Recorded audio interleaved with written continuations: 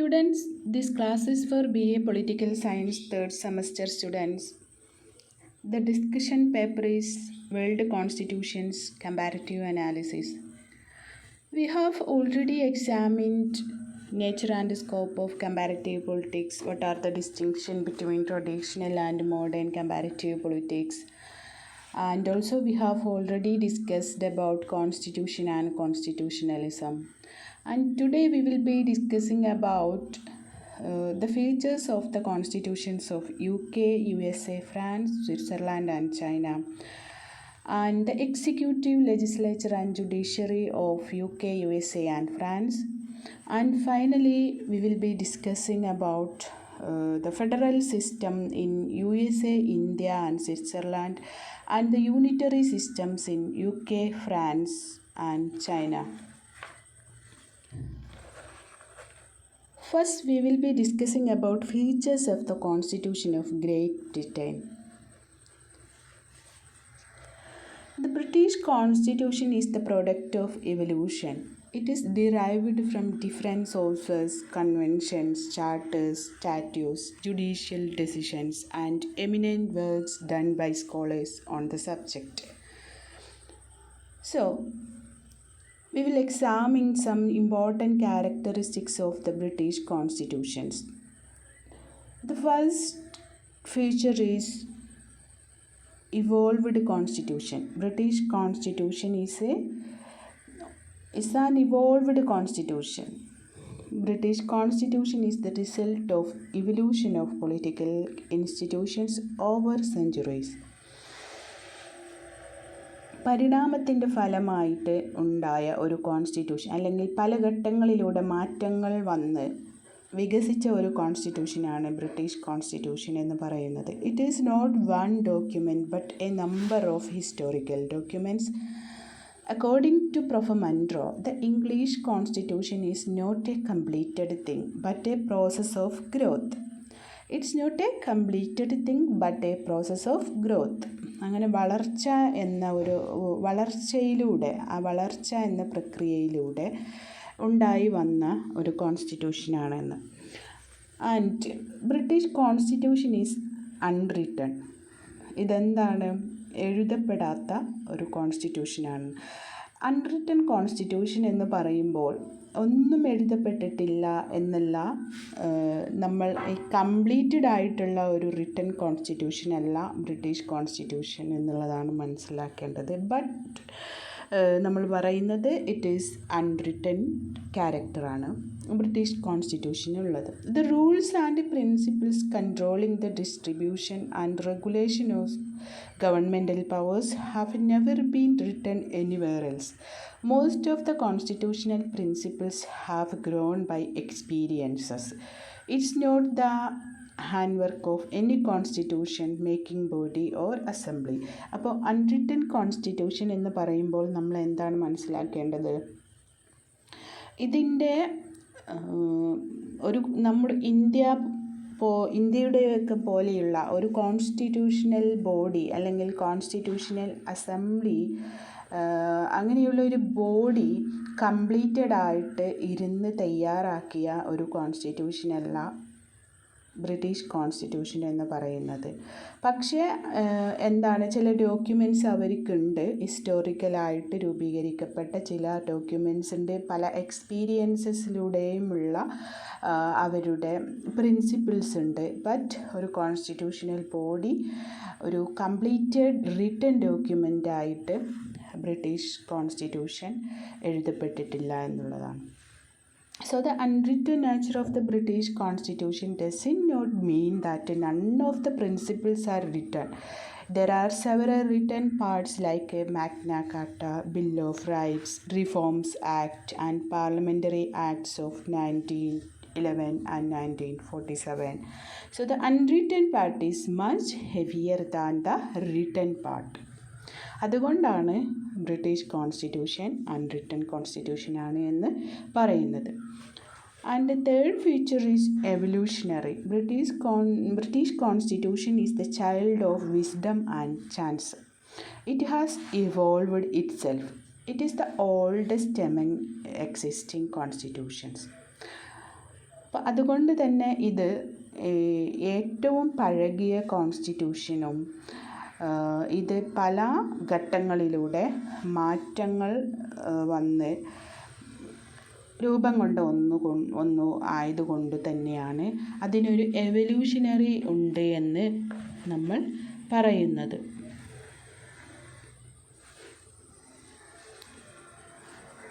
And it is flexible in character. In Britain, there is no difference between ordinary law and constitutional law. The British Parliament is supreme. The power to make and amend the Constitution is vested with it. By the simple process of lawmaking, anything can be added and deleted from it. Since the method of amendment is simple, British Constitution is flexible in nature. So എന്തുകൊണ്ടാണ് നമ്മൾ British constitution flexible ആണ് എന്ന് പറയുന്നത്? എപ്പോഴാണ് നമ്മളൊരു constitution റിജിഡാണ് എന്ന് പറയുക? കാരണം ഒരു കോൺസ്റ്റിറ്റ്യൂഷനിൽ മാറ്റങ്ങൾ വരുത്താൻ, അമെൻമെൻറ്റ്സ് വരുത്താൻ, അത് ആ അമെൻമെൻറ്റിൻ്റെ പ്രക്രിയ വളരെ സിമ്പിളാണെങ്കിൽ നമ്മളൊരു കോൺസ്റ്റിറ്റ്യൂഷൻ ഫ്ലെക്സിബിൾ ആണെന്ന് പറയും. ബട്ട് USA, ഇന്ത്യ പോലുള്ള രാജ്യത്ത് കോൺസ്റ്റിറ്റ്യൂഷനിൽ മാറ്റങ്ങൾ വരുത്തുക എന്നുള്ളത് പ്രത്യേകിച്ച് USA അത് വളരെ ബുദ്ധിമുട്ടാണ്. It's too rigid. അപ്പോൾ അങ്ങനെ കോൺസ്റ്റിറ്റ്യൂഷനിൽ മാറ്റങ്ങൾ വരുത്തുക എന്നുള്ളത് അതിൻ്റെ പ്രക്രിയ വളരെ റിജിഡ് ആകുമ്പോൾ അതിന് നമ്മൾ എന്ത് വിളിക്കും? റിജിഡ് കോൺസ്റ്റിറ്റ്യൂഷൻ എന്ന് വിളിക്കും. അപ്പോൾ ബ്രിട്ടീഷ് കോൺസ്റ്റിറ്റ്യൂഷൻ എന്ന് പറയുന്നത് വളരെ ഫ്ലെക്സിബിളാണ്. അതിൻ്റെ അമെൻമെൻറ്റ് മെത്തേഡ് വെരി സിമ്പിൾ ആയതുകൊണ്ട് തന്നെ British constitution is flexible. And difference between theory and practice എന്ന് പറയുന്ന ഒരു ഫീച്ചർ. അതുകൊണ്ട് ഉദ്ദേശിക്കുന്നത് theoretically the government of Britain is vested with the crown. There exists a great gap between the constitutional theory and governmental practice in Britain. എന്താണ് ആ ഒരു gap? Theoretically the government of Britain is vested with the crown. All of the government are the servants of the crown. They are summoned and dismissed at the royal discretion. No law is effective without the crown's consent. The king is the commander-in-chief. The king is the commander-in-chief of all armed forces. The king alone can declare war and peace treaties. Theoretically, the king is the source of all governmental powers. But theoretically ഇങ്ങനെയാണ് എല്ലാം. കിങ്ങിന് ഇത്രയും അധികാരങ്ങൾ, കിങ്ങിന് ഇത്രയും power കൊടുത്തിട്ടുള്ള ഒരു കോൺസ്റ്റിറ്റ്യൂഷനാണ് theoretically. But നമ്മൾ എന്താണ് മനസ്സിലാക്കേണ്ടത്? All the governmental powers are now shifted from the king to the people's representative in parliament. അപ്പോൾ ഇത് തിയറിറ്റിക്കലി ഇങ്ങനെയാണെങ്കിലും ബ്രിട്ടീഷ് കോൺസ്റ്റിറ്റ്യൂഷൻ്റെ ഈ പവേഴ്സ് ഇതെല്ലാം കിങ്ങിൽ നിന്ന് പീപ്പിൾസ് റെപ്രസെൻറ്റേറ്റീവ്സ്, അതായത് പാർലമെൻറ്റിൽ എന്നുള്ള ഒരു അധികാരത്തിലേക്ക് മാറ്റപ്പെട്ടിട്ടുണ്ട് എന്നുള്ളതാണ്. അപ്പോൾ തിയറിറ്റിക്കലി അങ്ങനെയാണെങ്കിലും പ്രാക്ടിക്കലി ഇവിടെ പാർലമെൻറ്റിന് അല്ലെങ്കിൽ പീപ്പിൾസ് റെപ്രസെൻറ്റേറ്റീവ്സിന് അവർക്കാണ് പവർ എന്നുള്ളതാണ് ഇവിടെ പറയുന്നത്. Then also another feature is parliamentary sovereignty. In Britain, the parliament is sovereign to make or unmake any law. ഇവിടെ പാർലമെൻ്റ് ആണ് sovereign. No institution in England is competent to challenge the acts of parliament. അങ്ങനെ പാർലമെൻറ്റിനെ challenge ചെയ്യാൻ അവിടെ മറ്റൊരു institution ഇല്ല. There is no judicial review. ഇവിടെ എന്തില്ല? Judicial review ഇല്ല. അതേസമയം USA-യിലും ഇന്ത്യയിലും ഒക്കെ ജുഡീഷ്യൽ റിവ്യൂ ശക്തമാണ്. അപ്പോൾ പാർലമെൻറ്റ് ഉണ്ടാക്കിയ ഒരു നിയമത്തെ ക്വസ്റ്റ്യൻ ചെയ്യാൻ കോടതിക്ക് അല്ലെങ്കിൽ ജുഡീഷ്യൽ റിവ്യൂ വഴി അതിനെ ക്വസ്റ്റ്യൻ ചെയ്യാൻ കഴിയും. ഏത് പാർലമെൻറ്റ് ഉണ്ടാക്കിയ നിയമങ്ങളെ. പക്ഷേ ഇവിടെ പാർലമെൻറ്റാണ്, ബ്രിട്ടനിൽ ആരാണ് സുപ്രീം? പാർലമെൻറ്റാണ് സുപ്രീം. അവിടെ ജുഡീഷ്യൽ റിവ്യൂ ഇല്ല. So whatever the parliament does, അതെന്തായിരിക്കും? പാർലമെൻറ്റ് എന്താണോ ചെയ്യുന്നത്, that is legal and constitutional. Then British Constitution is unitary. British political system is unitary and not federal in form. അവിടെ എന്തില്ല? Federalism എന്ന് പറയുന്ന ഒരു സിസ്റ്റമല്ല ബ്രിട്ടീഷ് കോൺസ്റ്റിറ്റ്യൂഷൻ പറയുന്നത്. എന്താണ് അത്? യൂണിറ്ററിയാണ്. സെൻട്രലിനാണ് power. In Britain, all functions of the government are exercised by one single central government. There is no division of powers between central and provisional governments. Provincial governments have no original powers. They are created by the central government for the administrative convenience. They can be alerted or abolished by the central government at any time. അപ്പോൾ എന്താ മനസ്സിലാക്കേണ്ടത്? ഇവിടെ central ഗവൺമെൻറ്റിനാണ് കൂടുതൽ power. അവിടെ എന്തില്ല? Provincial ഗവൺമെൻറ്റ്സിനോ അവർക്ക് original powers ഇല്ല. Central government ആണ്. പക്ഷേ അവിടെ ഡിവിഷൻ ഉണ്ട്. സംസ്ഥാനങ്ങൾ പോലെയുള്ള നമ്മളൊക്കെ ഇന്ത്യയുടെ സംസ്ഥാനങ്ങളായി വിഭജിച്ച പോലെയുള്ള ഡിവിഷൻ ഉണ്ട്. അതെന്തിനു വേണ്ടിയിട്ടാണ്? അഡ്മിനിസ്ട്രേറ്റീവ് കൺവീനിയൻസിന് വേണ്ടിയിട്ടാണ്. But they can be alerted or abolished by the central government at any time. And parliamentary form of government ആണ് ബ്രിട്ടനിൽ നിലനിൽക്കുന്നത്. And England is the mother of parliamentary form of government. Parliamentary form of ഗവൺമെൻറ്റിൻ്റെ മദറായിട്ടാണ് ഇംഗ്ലണ്ടിനെ അറിയപ്പെടുന്നത്. The executive, അതായത് cabinet എന്ന് പറയുന്നത്, is always responsible to the parliament. Theoretically, all powers are concentrated in the hands of the king, but in practice, he is only a nominal executive. Theoretically നമ്മൾ നേരത്തെ പറഞ്ഞ പോലെ തന്നെ theoretically all powers R concentrated in the hands of the king, but in practice he is only A nominal executive. അപ്പോൾ real power ആർക്കാണ്? Prime മിനിസ്റ്റർക്കും ക്യാബിനറ്റിനുമാണ്. All his powers are exercised by the cabinet headed by the prime minister. The cabinet അഥവാ council of ministers constitute the real executive and they are selected from the parliament. The cabinet is always collectively and individually responsible to the parliament. And another feature is rule of law. Rule of law എന്ന് പറയുന്നത് another unique feature of British constitution is the system of rule of law which is evolved in Britain.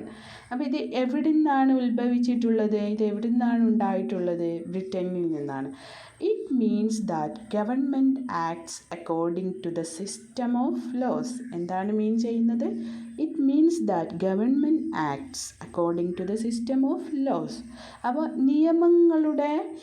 നിയമങ്ങൾക്കനുസരിച്ച് മാത്രമാണ് government act ചെയ്യേണ്ടത് എന്നാണ് പറയുന്നത്. അപ്പോൾ it actually implies the supremacy of law in England. ആ നിയമത്തിൻ്റെ ഒരു സുപ്രീമസിയെക്കുറിച്ചാണ് ഈ റൂൾ ഓഫ് ലോ പറയുന്നത്. So there is no act which lays down the fundamental rights of the people. The fundamental rights of the citizens are protected by the principles of law.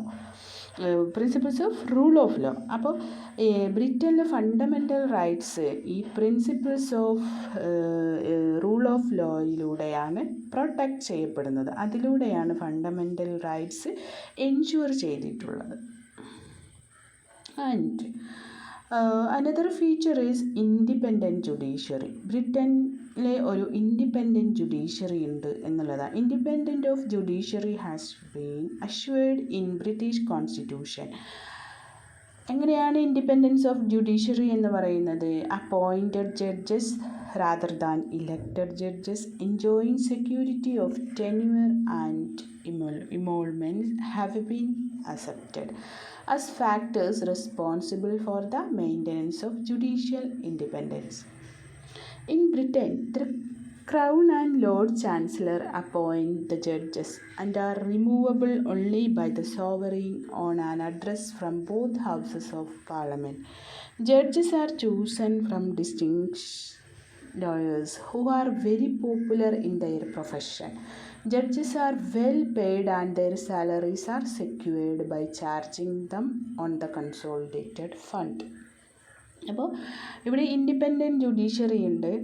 ഈ independent ജുഡീഷ്യറിയിൽ ജഡ്ജിമാരുടെ അപ്പോയിൻമെൻറ്റും കാര്യങ്ങളും എന്തായിരിക്കും, വളരെ നിയമത്തിൻ്റെ ഓർഡറിലും കൂടിയാണ് നടക്കുന്നത്.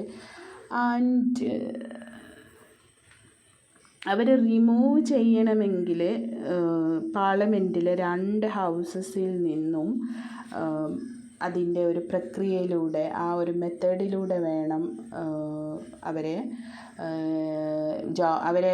Appoint ചെയ്യാനും remove ചെയ്യാനും. അങ്ങനെ ആ ഒരു പ്രക്രിയയിലൂടെ മാത്രമേ സാധിക്കൂ എന്നുള്ളത്. And another feature is checks and balance. British Constitution is based on the principle of checks and balance. Checks and balance എന്ന് പറയുന്നത് എന്താണ്? The Parliament can pass law, but no law can be implemented unless and until the Queen sign it. The Parliament can vacate the cabinet by passing no confidence motion. അപ്പോൾ ഈ രീതിയിലൂടെ Parliament can pass law, but no law can be implemented unless and until the Queen sign it. അപ്പോൾ അവിടെ എന്തുണ്ട്? ഈ നിയമങ്ങളെയും പിന്നെ ഉണ്ടാക്കുന്ന മറ്റു കാര്യങ്ങളെയും അവിടെ ഒരു ചെക്ക് ചെയ്യുന്നുണ്ട്. അങ്ങനെ ഈ പാർലമെൻറ്റിന് ഇങ്ങനെയുള്ളൊരു ചെക്കും പവറിനെ അല്ലെങ്കിൽ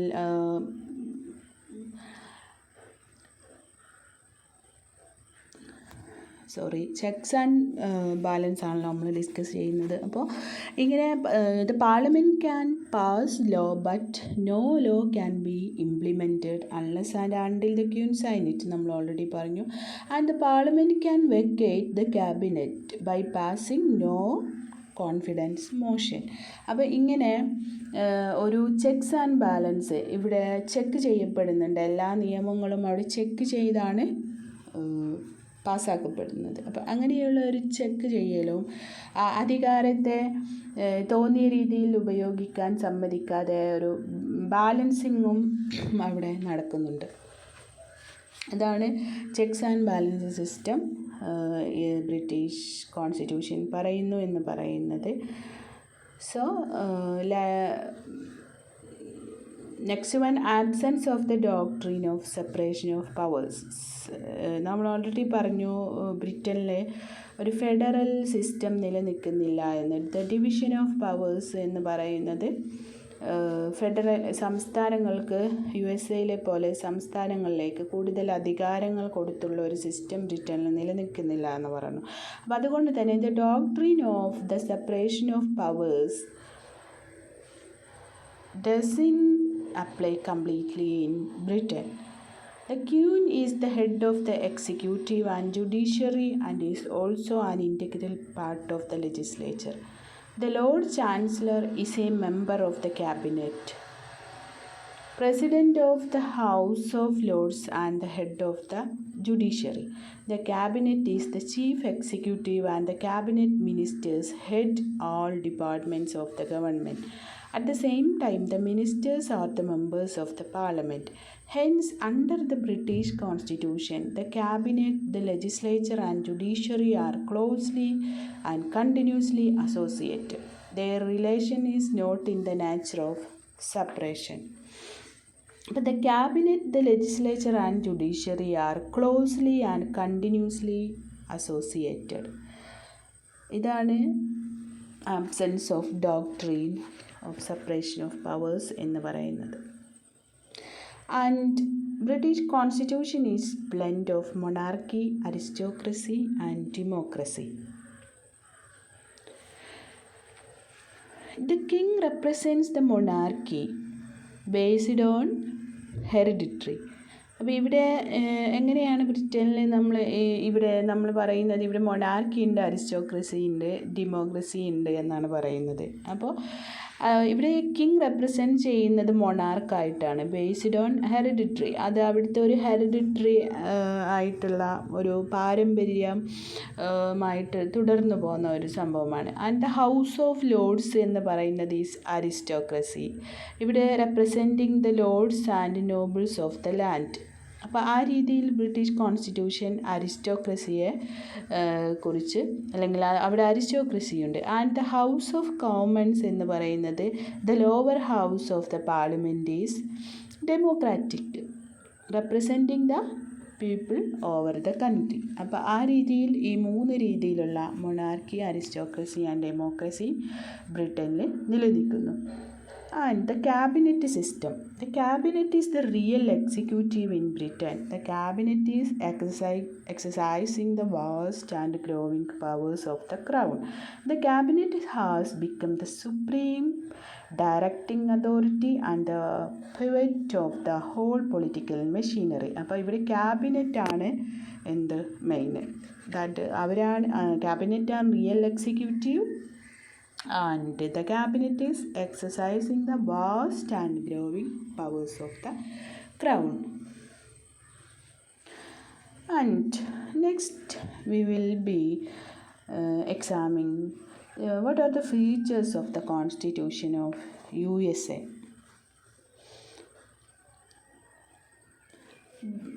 എന്തൊക്കെയാണ് American കോൺസ്റ്റിറ്റ്യൂഷൻ്റെ features?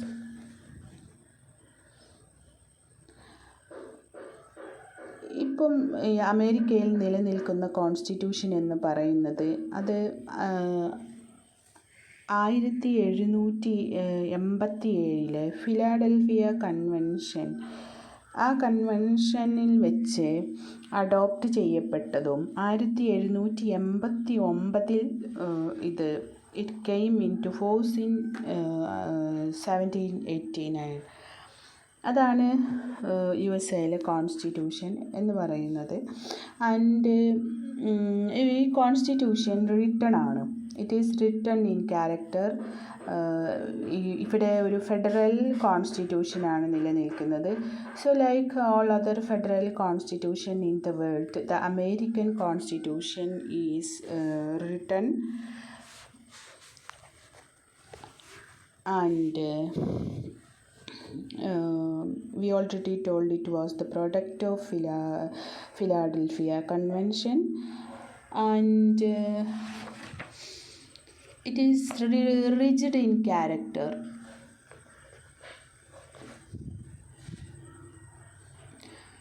Why it is rigid?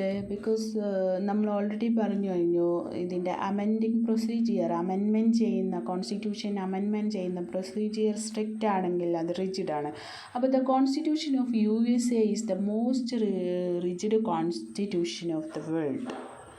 Most rigid constitution of the world ആണ്. A lengthy and complicated process can amend it. The procedure for amendment are prescribed in the Constitution is distinct from the procedure adopted in making an ordinary law. The amendment necessitates the participation of both the sets of government. The rigidity of the Constitution is obvious from the fact that only 26 amendments have been made so far. So American constitution എന്ന് പറയുന്നത് ലോകത്തിലെ തന്നെ വളരെ റിജിഡായ കോൺസ്റ്റിറ്റ്യൂഷനും അതിൻ്റെ amendment എന്ന് പറയുന്നത് വളരെ complicated ആയ പ്രോസസ്സുമാണ്. അപ്പോൾ അതുകൊണ്ട് തന്നെ ഇവിടെ അമേരിക്കൻ കോൺസ്റ്റിറ്റ്യൂഷനിൽ വളരെ ചുരുങ്ങിയ മാറ്റങ്ങൾ മാത്രമേ നടന്നിട്ടുള്ളൂ. Only 26 amendments have been made. So US Constitution is rigid. And federal character, the American Constitution is federal in character. Originally, it was a federation of 13 states, but due to admission of new states, it is now a federation of 50 states. A constitutional division of powers has been made between the Senate and the federating units, The Constitution enumerates the powers of federal government and leaves the residuary powers to be exercised by the federal states. The Constitution thus creates a weak center. However, the federal center has become very powerful due to the application of implied powers as propounded by the Supreme Court of America. അപ്പോൾ വളരെ federal ക്യാരക്ടറാണ് അവിടെ ഇപ്പോൾ 50 സ്റ്റേറ്റുകൾ നിലനിൽക്കുന്നുണ്ട്. ആ ഒരു പവറിനെ അത്രത്തോളം അവർ ഡിവൈഡ് ചെയ്ത് കൊടുത്തിട്ടുണ്ട് എന്ന്. അതുകൊണ്ട് തന്നെ സംസ്ഥാനങ്ങളുടെ കാര്യത്തിൽ സെൻട്രലിൻ്റെ പവർ എന്ന് പറയുന്നത് വളരെ വീക്കായിരിക്കും. പക്ഷേ എന്നാലും the federal center has become very powerful due to the application of implied powers as propounded by Supreme Court of America. Supreme കോടതി ഒരു തീരുമാനം എന്താണോ അതിനനുസരിച്ച് ഫെഡറൽ സെൻറ്ററിന് അധികാരങ്ങളുണ്ടായിരിക്കും. And supremacy of the constitution എന്ന് പറയുന്നത് ഇവിടെ വളരെ ഇമ്പോർട്ടൻ്റ് ആണ്. The constitution is the supreme law of the land. Neither the centre nor the states can override the constitution. അപ്പോൾ കോൺസ്റ്റിറ്റ്യൂഷനെ സെൻട്രൽ ഗവൺമെൻറ്റിനോ സ്റ്റേറ്റ് ഗവൺമെൻറ്റിനോ മറികടക്കാൻ കഴിയില്ല. And the supreme court of America can declare a law or an executive order repeat the constitution unconstitutional and invalid. അപ്പം അങ്ങനെയുള്ള അൺകോൺസ്റ്റിറ്റ്യൂഷണലും ആയിട്ടുള്ള കാര്യങ്ങളൊക്കെ സുപ്രീം കോടതിക്ക് എന്ത് ചെയ്യാം, അതിനെ ആ ലോ തള്ളിക്കളയാനും ഒക്കെ ഉള്ള അധികാരങ്ങളുണ്ട്. And the separation of powers എന്ന് പറയുന്നത് അമേരിക്കൻ കോൺസ്റ്റിറ്റ്യൂഷൻ്റെ വളരെ ഒരു ഫീച്ചറാണ്, വളരെ ഇമ്പോർട്ടൻ്റ് ആയ ഫീച്ചറാണ്. And it is based on the doctrine of the separation of powers by Montesquieu in his Spirit of Law. Accepting this theory, the three branches of government, legislature, executive and judiciary, are separated as much as possible. ഇവിടെ ലെജിസ്ലേച്ചറും എക്സിക്യൂട്ടീവും ജുഡീഷ്യറിയും separated ആണ്.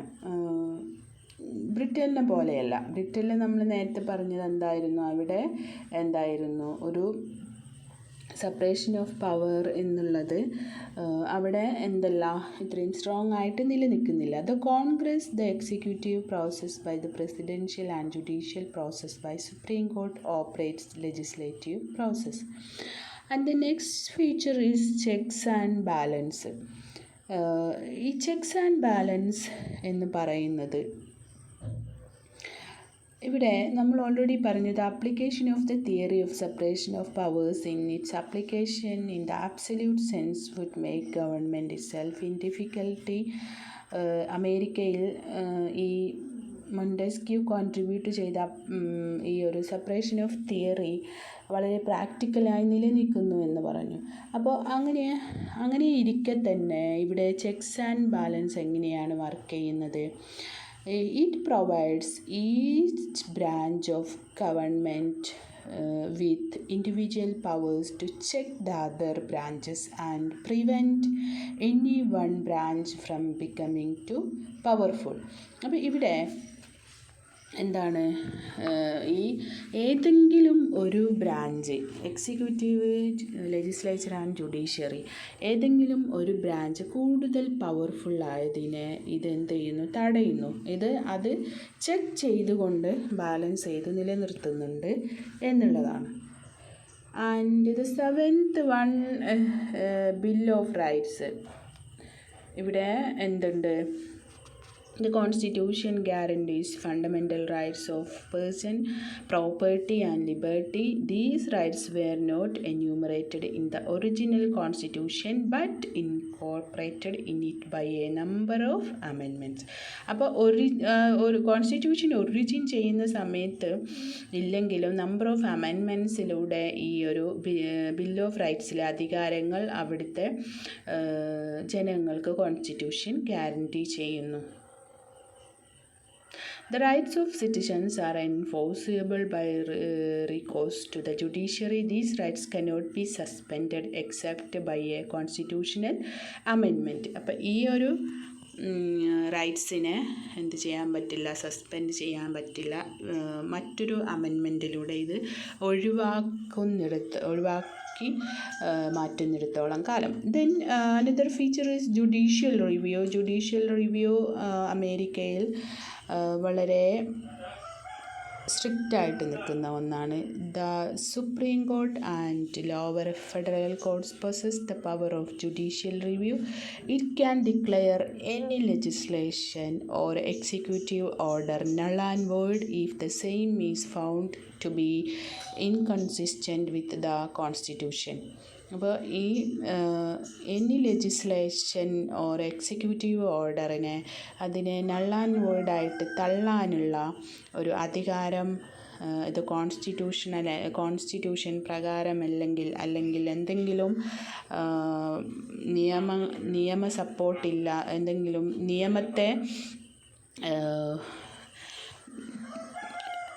നിയമം ദുരുപയോഗപ്പെടുത്തിക്കൊണ്ടുള്ള നിയമങ്ങളെ അങ്ങനെയുള്ള ഓർഡറുകളെ എല്ലാം എന്ത് ചെയ്യാം, ഈ judicial റിവ്യൂവിന് null and വോയിഡായിട്ട് പ്രഖ്യാപിക്കാം, തടയാം അതിന്. Then Republican form of government.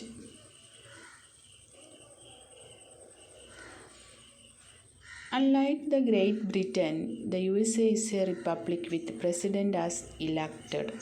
ഇവിടെ എന്താണ്, ഒരു ഇലക്റ്റഡ് പ്രസിഡൻ്റ് ആണുള്ളത്. അതുകൊണ്ട് തന്നെ ഇവിടെ ഇത് ഒരു റിപ്പബ്ലിക് സ്റ്റേറ്റ് ആണ് എന്ന് പറയാം.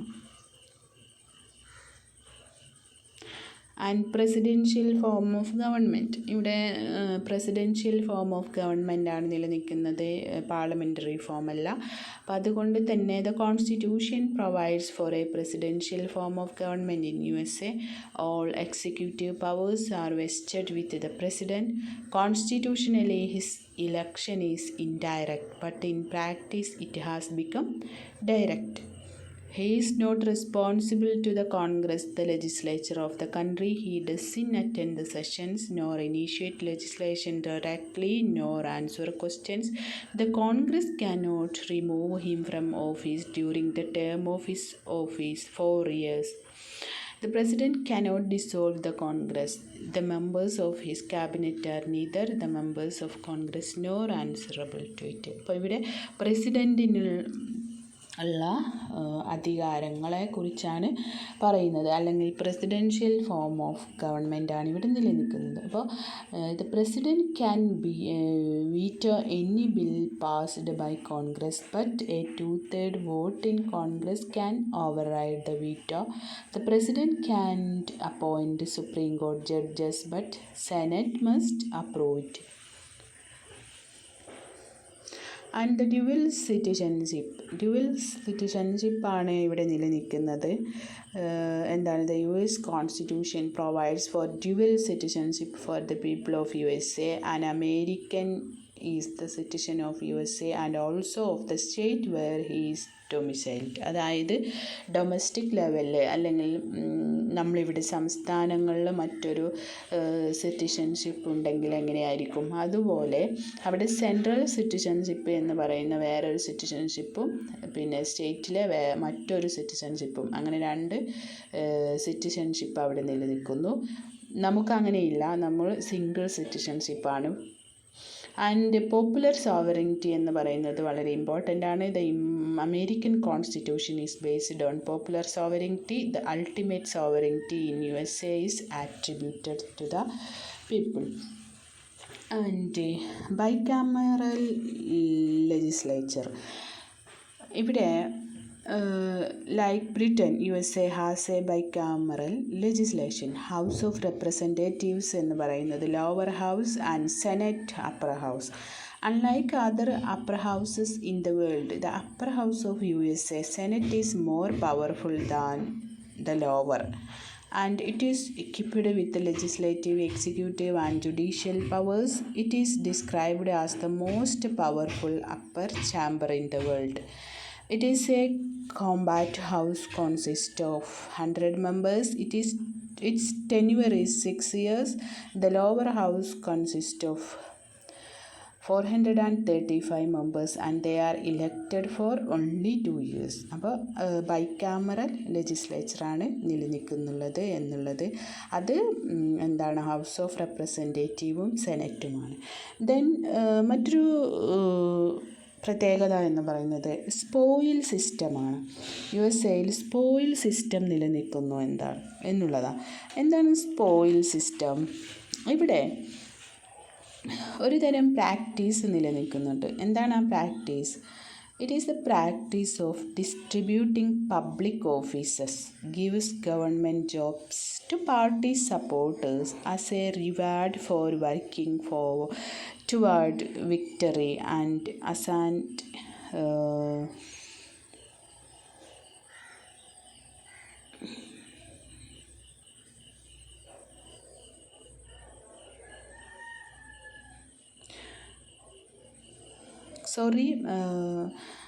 we were discussing about spoil system. Okay, spoil system എന്ന് പറയുന്നത് USA-യിൽ നിലനിൽക്കുന്ന ഒരു പ്രാക്ടീസാണ് എന്ന് നമ്മൾ പറഞ്ഞു. So it is the practice of distributing public offices. Public ഓഫീസസിനെ ഡിസ്ട്രിബ്യൂട്ട് ചെയ്യുന്നു. ആർക്ക്? അതായത് gives government jobs to party supporters. Party സപ്പോർട്ടേഴ്സിനെ എന്ത് ചെയ്യുന്നു? ആ പാർട്ടിയുടെ കാലഘട്ടം, ആ പാർട്ടി അല്ലെങ്കിൽ ആ ഇലക്ഷനിൽ തിരഞ്ഞെടുക്കപ്പെട്ട ഭരണകൂടം ഇറങ്ങുന്നത് വരെയുള്ള ഒരു ജോബ് എൻഗേജ്മെൻറ്റ്. അപ്പോൾ ഇവിടെ ഗവൺമെൻറ് എംപ്ലോയീസിനെ നിയമിക്കുന്നു as A reward four working toward victory. ആ ഒരു സമയത്ത് ആ ഗവൺമെൻറ്റിൻ്റെ വിജയത്തിന് കാരണമായ പാർട്ടി സപ്പോർട്ടേഴ്സ് അവർക്ക് ഗവൺമെൻറ് ജോബ് നൽകുന്ന ഒരു system as an reward. And അതായത് ആ പാർട്ടിക്ക് വേണ്ടി വർക്ക് ചെയ്തതിനുള്ള ഒരു റിവാർഡായിട്ട്. ബട്ട് നെക്സ്റ്റ് ഇലക്ഷനിൽ അവരുടെ പാർട്ടി പരാജയപ്പെടുകയാണെങ്കിൽ അവരെന്ത് ചെയ്യണം? അവർ റിസൈൻ ചെയ്ത് പോകണം എന്നുള്ള ഒരു സിസ്റ്റം. അതാണ് സ്പോയിൽ സിസ്റ്റം എന്ന് പറയുന്നത്. So, according to this system, a government office was considered as a spoil for the services rendered to the prospective president at the time of presidential election. അപ്പോൾ ഈ presidential election സമയത്ത് പ്രസിഡൻറ്റിന് വേണ്ടി അദ്ദേഹത്തിൻ്റെ party സപ്പോർട്ടേഴ്സിന് government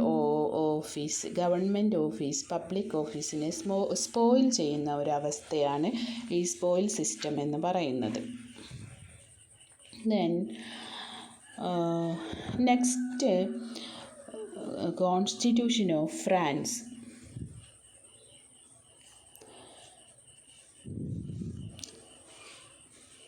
France നമുക്കറിയാം, നിങ്ങളെല്ലാവരും കേട്ടിട്ടുണ്ടാവും എന്താണ് ഫ്രാൻസിലെ വിപ്ലവങ്ങളെക്കുറിച്ച്, ഫ്രഞ്ച് റെവല്യൂഷനെ കുറിച്ചെല്ലാം നിങ്ങൾക്കെല്ലാം അതെല്ലാം സുപരിചിതമായിരിക്കും. അതുകൊണ്ട് തന്നെ അതിൻ്റെ ഒരു ഫ്രാൻസിൻ്റെ ഒരു ഹിസ്റ്റോറിക്കൽ ബാക്ക്ഗ്രൗണ്ടിലേക്കൊന്നും നമ്മൾ പോകുന്നില്ല. എനിവേ, നമുക്ക് what are the main features of French constitution, അതായത് ഫിഫ്ത്ത് റിപ്പബ്ലിക് എന്ന് പറയുന്ന കോൺസ്റ്റിറ്റ്യൂഷനെയാണ് നമ്മൾ ലേറ്ററായിട്ട് അവിടുത്തെ കോൺസ്റ്റിറ്റ്യൂഷനായിട്ട് പരിഗണിക്കപ്പെടുന്നത്. അതായത് 1958 സെപ്റ്റംബർ 28 നിലവിൽ വന്ന കോൺസ്റ്റിറ്റ്യൂഷൻ. ഒരുപാട് മാറ്റങ്ങൾക്ക് ശേഷം 1958 സെപ്റ്റംബർ 28 അവിടെ ഒരു ഫിഫ്ത്ത് റിപ്പബ്ലിക് ആയിട്ട് നിലവിൽ വന്ന അവിടെ പരിഗണിക്കപ്പെടുന്ന കോൺസ്റ്റിറ്റ്യൂഷൻ. അതിൻ്റെ ഫീച്ചേഴ്സാണ് നമ്മൾ പരിശോധിക്കുന്നത്. പ്രിയാമ്പിൾ എന്ന് പറയുന്ന ഒന്നുണ്ട് ഈ കോൺസ്റ്റിറ്റ്യൂഷന്. അപ്പോൾ ഇവിടെ the constitution contains preamble which affirms the declaration of human rights of 1789. അപ്പോൾ 1789 മനുഷ്യാവകാശങ്ങളുടെ ഡിക്ലറേഷൻ ഉൾക്കൊണ്ടതാണ് ഈ പ്രിയാമ്പിളിൽ പറയുന്നത്. അപ്പോൾ ഈ declaration was based on the doctrine of natural law and general will and was guaranteed by the right of free speech, press, assembly and religion. അപ്പോൾ ഇത്രയും free speech, press, assembly and religion എന്നുള്ള ഇത്രയും കാര്യങ്ങൾ guarantee ചെയ്യുന്ന human റൈറ്റ്സിനെ കുറിച്ച് പ്രിയാമ്പിളിൽ പറയുന്നു. It also guaranteed the principle of government through representation, protection against arbitrary arrest and the right of the accused to be presumed innocent until proved guilty. But the preamble is only a statement of principle without any legal basis. These principles cannot be enforced by any judicial action. ഈ preamble എന്ന് പറയുന്നത് ഒരിക്കലും ഇനി judicial ആക്ഷനിലൂടെ enforce ചെയ്യാൻ പറ്റില്ല. എന്താണ്? It is only A statement of principles without any legal basis. And in France there is written constitution and it consists of 92 articles grouped into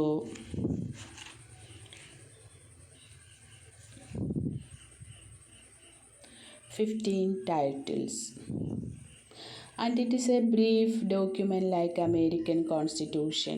The Constitution incorporates 5 principles: universal suffrage, responsibility of the government to the Parliament, separation of the Legislature and Executive, independence of Judiciary, and provision of organizing the relationship between Republic and the associated people. Then the French Constitution is rigid constitution like the 1946 Constitution. This Constitution also includes a special procedure for amendment. Article 89 പറയുന്നത് പ്രകാരം, according to this article, a proposal for revision must to be effective to be voted first in identical terms by both the houses of parliament and then rectified by a referendum or if the president decides otherwise by a 3/5 majority of both houses meeting in joint session. അപ്പം ഇത്രത്തോളം റിജിഡാണ് ഒരു proposal അല്ലെങ്കിൽ ഒരു നിയമം, ഒരു bill പാസ്സാവണമെങ്കിൽ അവിടെ എന്തായിരിക്കണം? To be voted first in identical terms by both houses of parliament and then rectified by a referendum and otherwise എന്ത് ചെയ്യണം? If the president decide otherwise by a 3/5 majority of both houses of meeting in joint session. So ഇത്രത്തോളം നമ്മൾ ഈ പറഞ്ഞ പ്രൊവിഷൻസിൽ amendment നടത്തണമെങ്കിൽ ഇത്രത്തോളം provisions ഉള്ളത് കാരണം നമുക്ക് എന്തായാലും ക്ലിയറാണ് ഇത് വളരെ റിജിഡായ ഒരു പ്രോസസ്സാണ് എന്നും റിജിഡ് ഡോക്യുമെൻ്റാണ്. And it cannot be amended through the ordinary law making procedure like that of British constitution. And in France there is a mixture of parliamentary and presidential form. ഇവിടെ പാർലമെൻ്ററി ആൻഡ് പ്രസിഡൻഷ്യൽ ഫോമിൻ്റെ ഒരു mixing കാണാം. The Constitution of Fifth Republic seeks to combine two different principles, the principle of parliamentary democracy and the principles of presidential democracy. The text of the parliamentary democracy and the principles of the text of the Constitution is incomplete of the system of government So it is difficult to label the constitution as parliamentary or presidential. ഇവിടെ നമുക്ക് constitution parliamentary ആണോ presidential ആണോ എന്ന് പറയാനുള്ള ഒരു ബുദ്ധിമുട്ടുണ്ടാകുന്നു. But it provides for a parliamentary system of government and the head of the state and the head of government are different.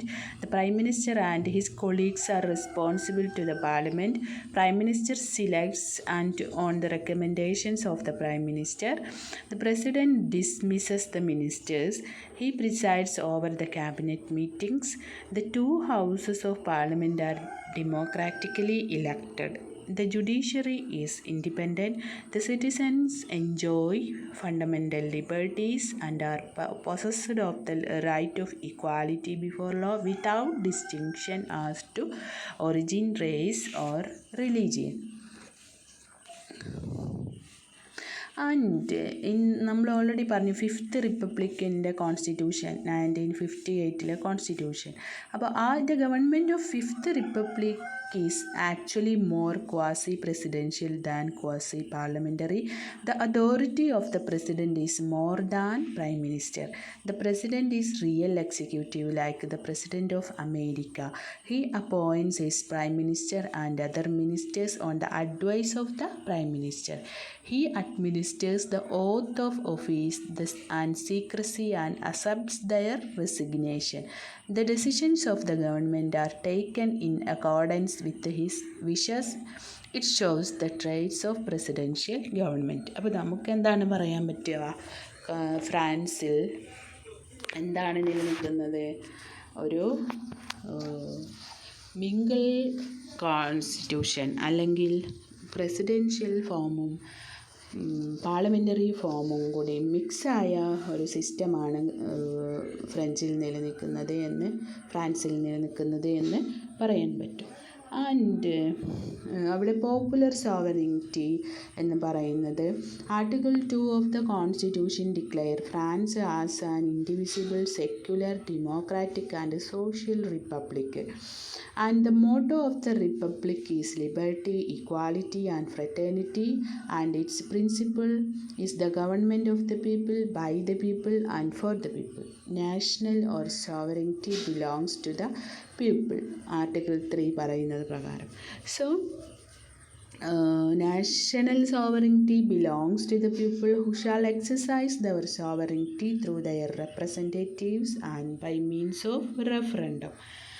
And republican form of government ഫ്രാൻസിൽ നിലനിൽക്കുന്നത് France is indivisible secular and democratic republic. It assumes equality before law of all citizens without distinction of race, origin and religion. അപ്പോൾ ഇങ്ങനെയുള്ള മതത്തിൻ്റെയോ വംശത്തിൻ്റെയോ അല്ലെങ്കിൽ മറ്റെന്തെങ്കിലും കാരണങ്ങളുടെയോ distinction ഇല്ലാത്ത ഒരു Republican form of ഗവൺമെൻറ്റാണ് അവിടെ നിലനിൽക്കുന്നത്. And it respects all beliefs. The head of the state, the president is elected directly by the people. അതുകൊണ്ട് തന്നെ ഫ്രാൻസും ഒരു റിപ്പബ്ലിക്കൻ ഫോമാണ്. And separation of legislative and executive powers. Another important feature of 1958 Constitution is the separation of legislative and executive powers. Executive power is not derived from the Parliament. The ministers may not depend upon the shifting support of political parties. The government is in charge of legislation and even effective criticism is difficult.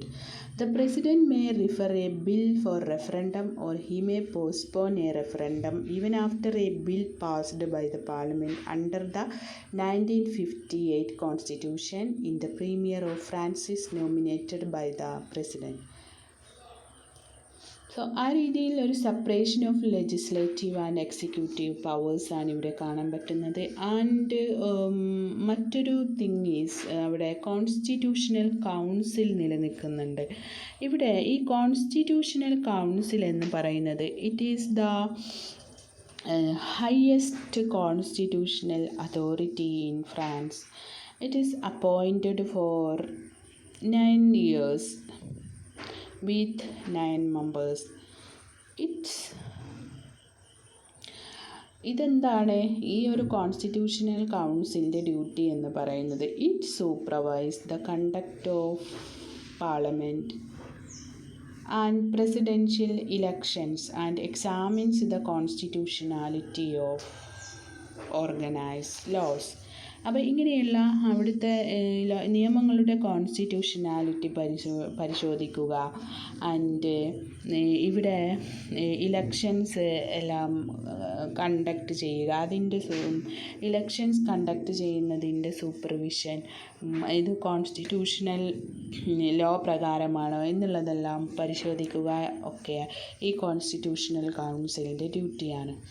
And recognition of political parties. The 1958 Constitution recognizes the existence of political parties. Act 4 of the Constitution says that political parties are groups may compete for the expression of the suffrage. They may freely from themselves and exercise their activities. They must respect the principle of national sovereignty and of democracy.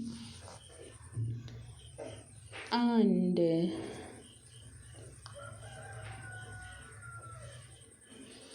advisory and judicial organs എന്ന് പറയുന്ന ഒന്ന്. One of the advisory organs set up by 1958 Constitution is Economic and Social Council.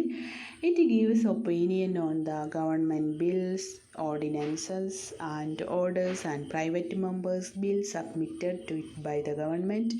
It may be consulted on any problem of an economic or social nature concerning the Republic.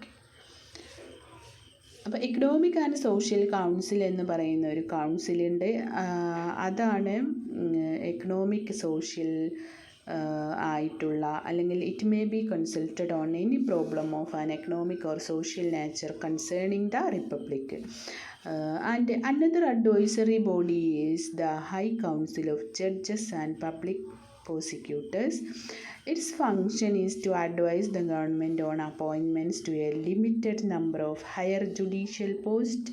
It also gives its opinion on the proposals of the Minister of Justice relative to appointments of other judges. And ഇങ്ങനെയൊക്കെ ആണെങ്കിലും French constitution, ഫ്രാൻസിൻ്റെ constitution എന്ന് പറയുന്നത് ഇത് വളരെ വാഗ്യൂവും ആംബിഗ്യൂസുമാണ് എന്ന് പറയുന്നു. Because the 1958 Constitution of France has been called as an untitled constitution which is some places vague and in other ambiguous. It does not completely describe the system of government and has omitted provisions for a number of extremely important institutions. അപ്പോൾ നമുക്ക് തന്നെ ഇതെന്താണ് ഇതത്ര clear അല്ല എന്നുള്ള ഒരു തോന്നൽ വരുന്നുണ്ട്. കാരണം എന്തുണ്ട് ഇവിടെ പാർലമെൻ്ററി ഫോം ഓഫ് ഗവൺമെൻറ്റിനെ കുറിച്ചും പ്രസിഡൻഷ്യൽ ഫോം ഓഫ് ഗവൺമെൻറ്റിനെ കുറിച്ചും പറയുന്നു. ഇതിൻ്റെ മിക്സിംഗ് ആണ്.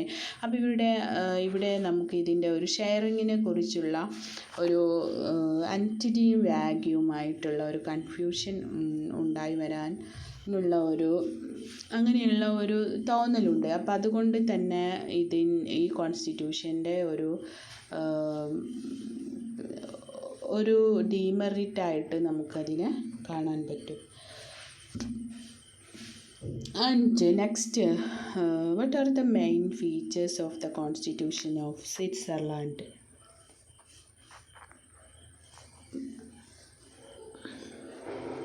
We will examine the salient features of Swiss Constitution.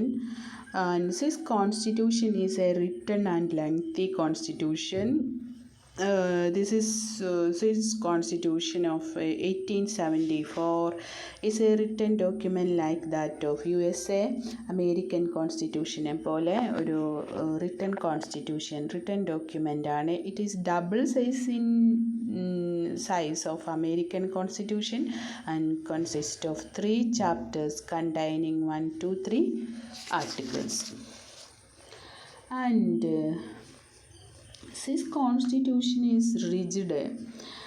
നിങ്ങൾക്കിപ്പോൾ റിജിഡ് കോൺസ്റ്റിറ്റ്യൂഷൻ എന്താണെന്ന് മനസ്സിലായിട്ടുണ്ടാവും. കാരണം അതിൻ്റെ ഒരു അമെൻമെൻറ്റ് മാറ്റങ്ങൾ വരുത്താനുള്ള പ്രോസസ്സ് എത്രത്തോളം റിജിഡാണോ എന്നുള്ളതാണ് ഒരു കോൺസ്റ്റിറ്റ്യൂഷൻ്റെ റിജിഡിറ്റി. അപ്പോൾ this constitution is rigid because a proposal for a total or partial amendment of the constitution can come either from the Swiss federal parliament or through an initiative sponsored by 1,00,000 voters. In either cases, the proposal become a part of the Constitution only when it is approved in the referendum by a majority of Swiss voters as well as by the majority of the cantons. അതല്ലെങ്കിൽ കാൻറ്റൺസ് എന്ന് പറയുന്നത് States. അവിടെ 26 സ്റ്റേറ്റുകളുണ്ട്. അപ്പോൾ അവിടെ ഒരു amendment നടക്കണമെങ്കിൽ എന്ത് വേണം? ഈ ഒരു പ്രോസസ്സിലൂടെ കടന്നു പോകണം. അപ്പം ഇങ്ങനെയുള്ള അല്ലെങ്കിൽ മെജോറിറ്റി ഓഫ് സ്വിസ് വോട്ടേഴ്സ് അതിനെ എന്ത് ചെയ്തിരിക്കണം? സപ്പോർട്ട് ചെയ്തിരിക്കണം. അപ്പം ഇങ്ങനെയുള്ള ഒരു പ്രോസസ്സ് ഉള്ളത് കൊണ്ട് തന്നെ ഇതെന്താണ്? വളരെ റിജിഡാണ്. And its constitution is republic. Switzerland is the one of the oldest republics in Europe. The constitution of 1874 establishes republic not only at the center but also in various cantons. Republicanism is in fact the breath of this way of life. All political institutions in Switzerland are elective in character. And Switzerland നമുക്ക് direct ഡെമോക്രസിയുടെ ഒരു കേന്ദ്രമായിട്ട് കൂടി അറിയപ്പെടുന്നതാണ് Switzerland എന്ന് പറയുന്നത്. Next അവിടെ federal form of government ആണ് നിലനിൽക്കുന്നത്. Federal form of government എന്ന് പറയുമ്പോൾ എന്താണ്? Through the republic of Switzerland is homely designated as the Swiss Confederation. It's fact a federation. The powers of the government have been divided between national and cantonal governments on the American pattern. The federal government has been vested with powers of national importance and the residuary powers have been given to cantons. And the cantons, however, enjoy supremacy in the own space, but the union of canton is permanent and the secession is not permitted. During emergency, the federal government is vested with the exclusive authority over the cantonal forces. അപ്പം അത്രത്തോളം അവിടെ അമേരിക്കയിൽ നിലനിൽക്കുന്ന പോലെയുള്ള ഒരു federalism നിലനിൽക്കുന്നുണ്ട്. And democracy എന്ന് പറയുന്നത് നമ്മളിപ്പോൾ പറഞ്ഞ പോലെ സ്വിറ്റ്സർലാൻഡ് എന്ന് പറയുന്നത് എന്താണ്? ഓപ്പൺ ഡെമോക്രസിയുടെ കേന്ദ്രമായിട്ട് കൂടി അറിയപ്പെടുന്നതാണ്. അപ്പോൾ ഡെമോക്രാറ്റിക് ക്യാരക്ടറാണ് അവിടെ. In 1848 and 1874 the federal constitutions removed all aristocratic and oligarchic privileges and republican institutions were established. Further, the Constitution made all citizens equal before the law and introduced to universal adult suffrage. And also അവിടെ വേറെ നിലനിൽക്കുന്ന ചില democratic മെത്തേഡുകൾ എന്ന് പറയുന്നത് initiative and referendum are used more extensively in Switzerland than in any other company and place effective sovereignty in the Swiss people. അപ്പോൾ ഇങ്ങനെയുള്ള എല്ലാ പ്രത്യേകതകളും ഉള്ളത് കൊണ്ട് തന്നെ അവിടെ ഇനീഷ്യേറ്റീവ്, റെഫറൻഡം എന്നൊക്കെ പറയുന്ന ഒരു ബില്ല് അല്ലെങ്കിൽ ഒരു നിയമം ഉണ്ടായി വരുമ്പോൾ അവിടെ എന്താണ് ജനങ്ങൾക്ക് തന്നെ ഇനീഷ്യേറ്റീവ് എടുക്കാനും റെഫറൻഡം അത് പരിശോധിക്കാനും ഒക്കെയുള്ള അധികാരങ്ങളുള്ളത് കൊണ്ട് തന്നെ അവിടെ എന്താണ് ഡെമോക്രസിയുടെ സെൻറ്റർ ഓഫ് ഡെമോക്രസി വളരെ ഡെമോക്രാറ്റിക് ക്യാരക്ടറുള്ള ഒരു കോൺസ്റ്റിറ്റ്യൂഷനാണ് സ്വിസ് കോൺസ്റ്റിറ്റ്യൂഷൻ എന്ന് പറയുന്നത്. And also rights of citizens എന്ന് പറയുന്നത് the Swiss constitution doesn't contain a formal bill of rights as we find in Russia or India. അങ്ങനെ ഒരു ഫോർമൽ ബില്ലൊന്നും ഇല്ലെങ്കിലും this is not suggest that the fundamental rights of Swiss citizens are not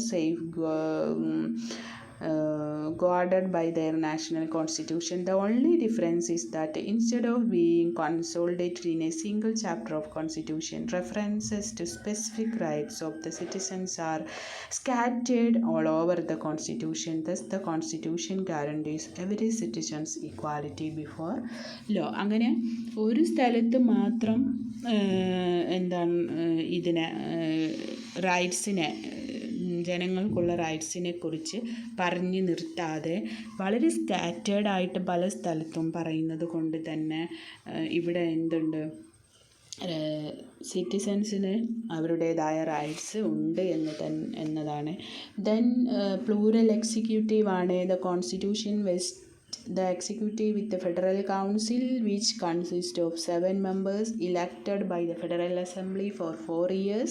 The President of the Constitution, who is elected by Federal Assembly for a period of 1 year only, is simply first among equals.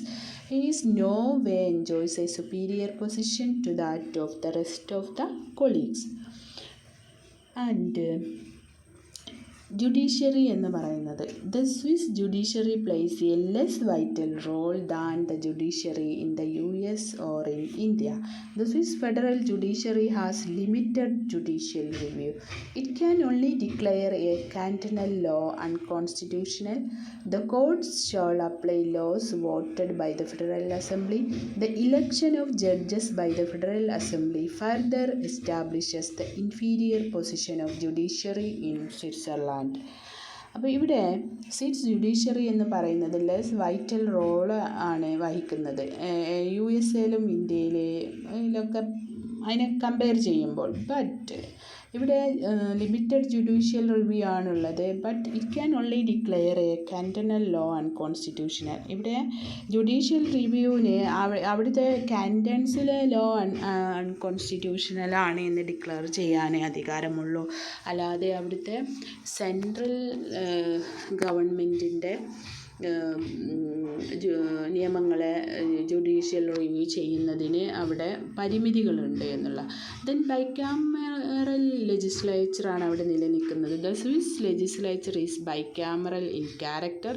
The upper house council of state represents the cantons on equal basis as that of the senate of USA, and it is a small house consists of 44 members, and the lower chamber is the National Council, which is consist of 200 members. Both these houses are kept on a par with each other in respect of their powers. അപ്പോൾ Swiss legislature എന്ന് പറയുന്നത് bicameral ആണ്. അവിടെ upper house എന്ന് പറയുന്നത് council of state ആണ്. അത് it is represents the cantons on equal basis as that of senate of USA. Senate പോലെ തന്നെ ഈക്വൽ ബേസിസ് ആണ്. And it is a small house of 44 members. And the lower house അഥവാ national council എന്ന് പറയുന്നത് 200 members ഉള്ളതാണ്. And the dynamic constitution ആണ് Swiss കോൺസ്റ്റിറ്റ്യൂഷനെ അറിയപ്പെടുന്നത്. Because the constitution of France is dynamic. It has been adapting itself to the exigencies of time and keeping pace with the social aspirations of people. For instance, the traditional freedom of speech and association were curtailed to some extent during 2 world wars.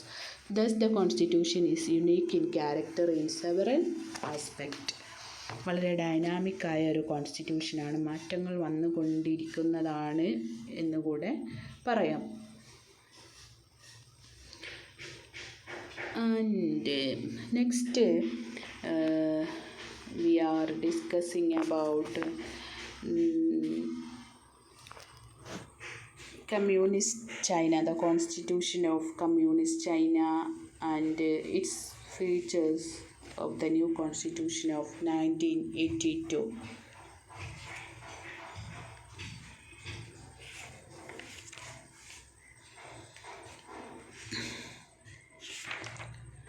1949 China independent ആവുന്നുണ്ടെങ്കിലും അവിടുത്തെ നമ്മുടെ ഒരു latest കോൺസ്റ്റിറ്റ്യൂഷനായിട്ട് നമ്മൾ കാണപ്പെടുന്നത്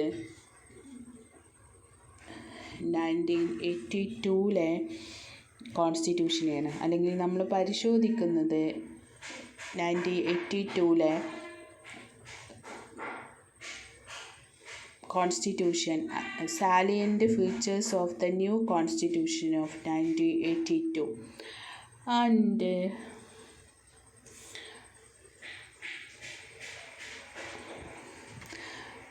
നമ്മൾ നേരത്തെ discuss ചെയ്ത പോലെ തന്നെ ചൈനയിലും ഇനാക്റ്റഡ് കോൺസ്റ്റിറ്റ്യൂഷൻ നിലനിൽക്കുന്നത്. The new constitution of People's Republic of China അല്ലെങ്കിൽ PRC 1982 is an enacted constitution having 138 articles grouped into 4 chapters.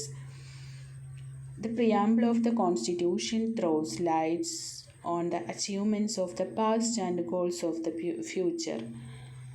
Chapter 1 deals with the general principles on which new constitutional system is based. Second chapter discusses comprehensively on the fundamental rights and duties of the people. Third deals with the structure of the state, and fourth one deals with the highest organ of state power. It mentions national flag, national emblem and national capital. അപ്പോൾ 1982 new constitution പ്രകാരം, അതാണ് enacted constitution എന്ന് പറയുന്നത്.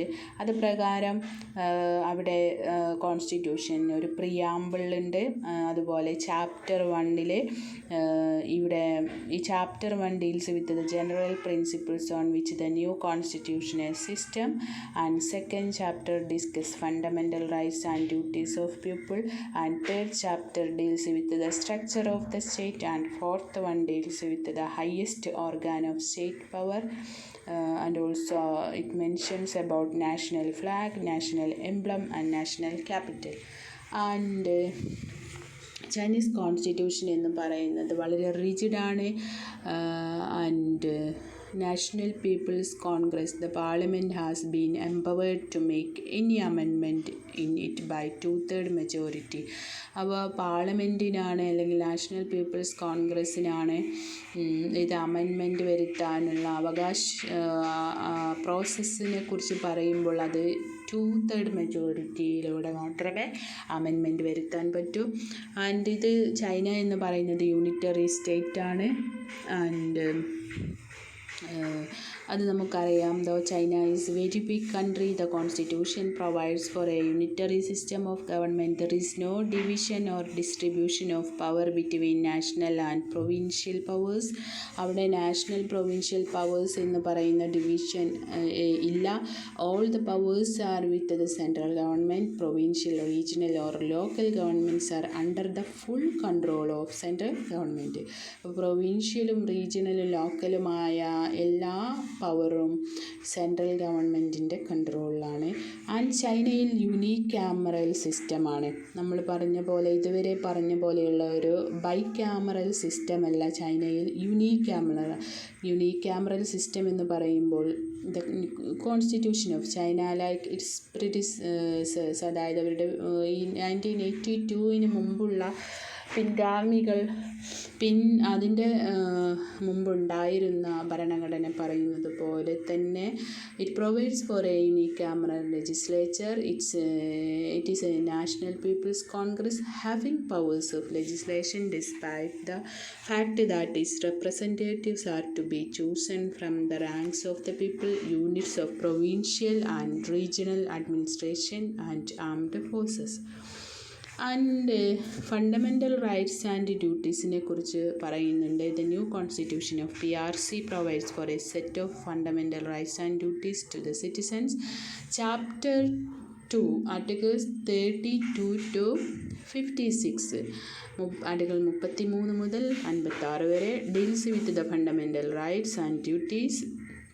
And the citizens have been given right to education, to elect and be elected on completing the age of 18 years, to work, to have rest and leisure, to get material assistance in old age or in the event of physical inability, and like And the state has been enjoined to grant equal rights to protect marriage and family and the interest of the Chinese people. The constitution also guarantees freedom to profess and practice religion. No person can be arrested except by a decision of people's court and with the sanction of a public security organ.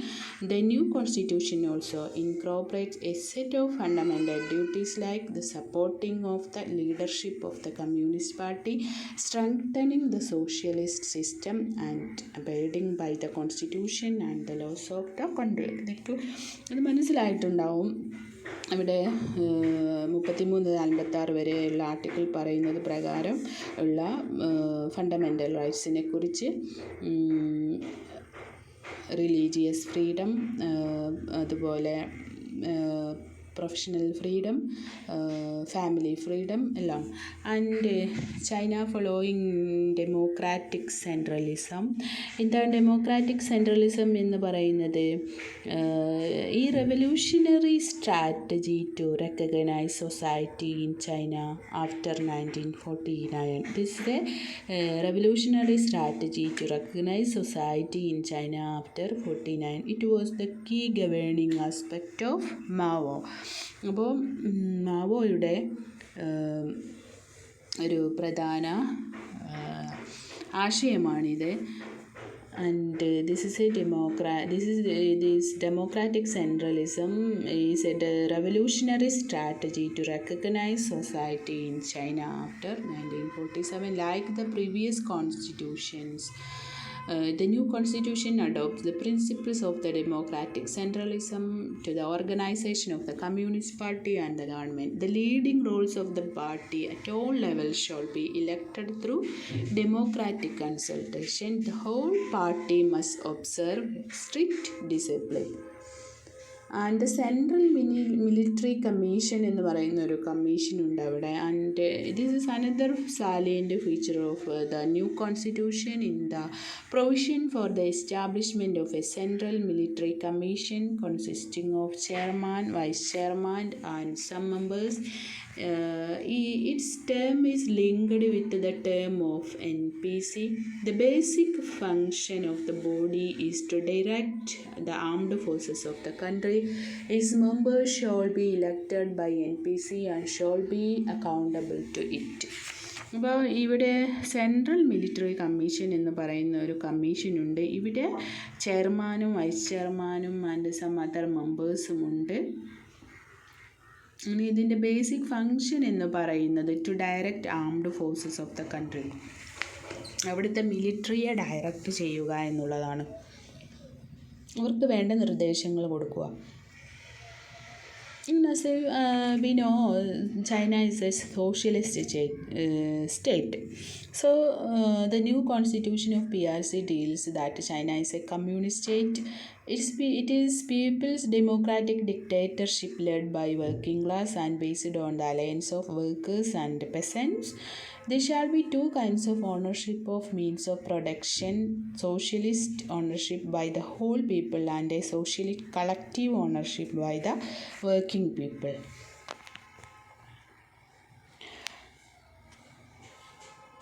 So here we have discussed the salient features of communist China, like enacted constitution. Their constitution is rigid. They have unitary government and they have unicameral nature and fundamental rights, duties, and China following democratic centralism, and they have a central military commission, and China is a socialist state.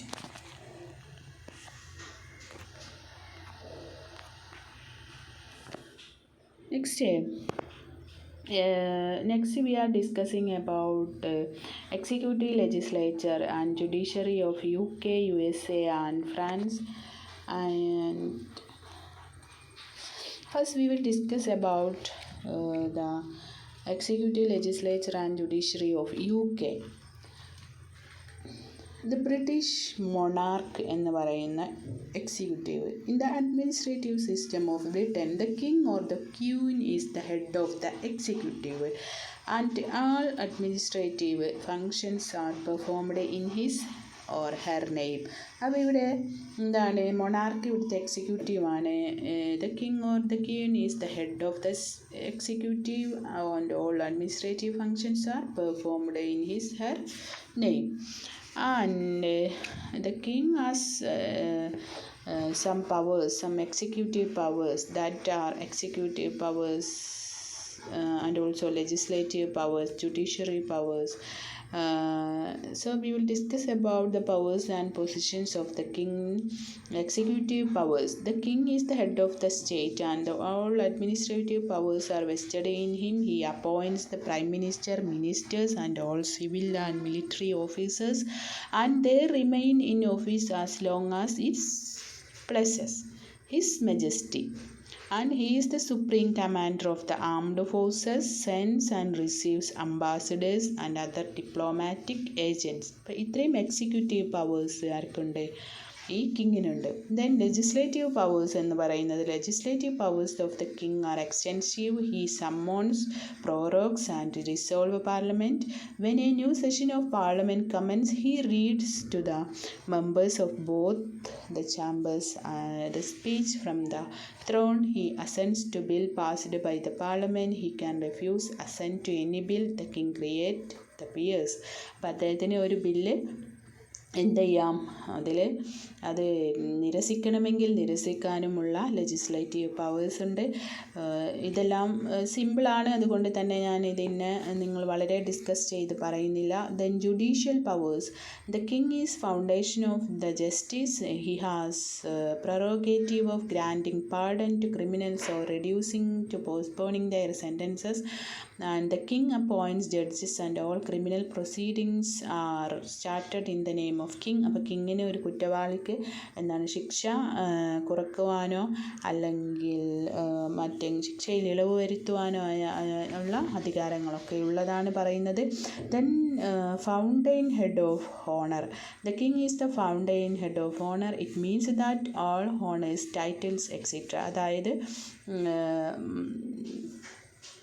he bestows decorations and titles such as peerage and knighthood upon those who have done meritorious service to the nation. അപ്പോൾ meritorious service Nation വേണ്ടി ചെയ്യുന്നവർക്ക് എന്താണ് അവരെ honour ചെയ്യുന്ന ഒരു power ആർക്കാണുള്ളത്? ഈ കിങ്ങിനുണ്ട്. Then power to dissolve the parliament. Another important power of the crown is dissolution of the parliament.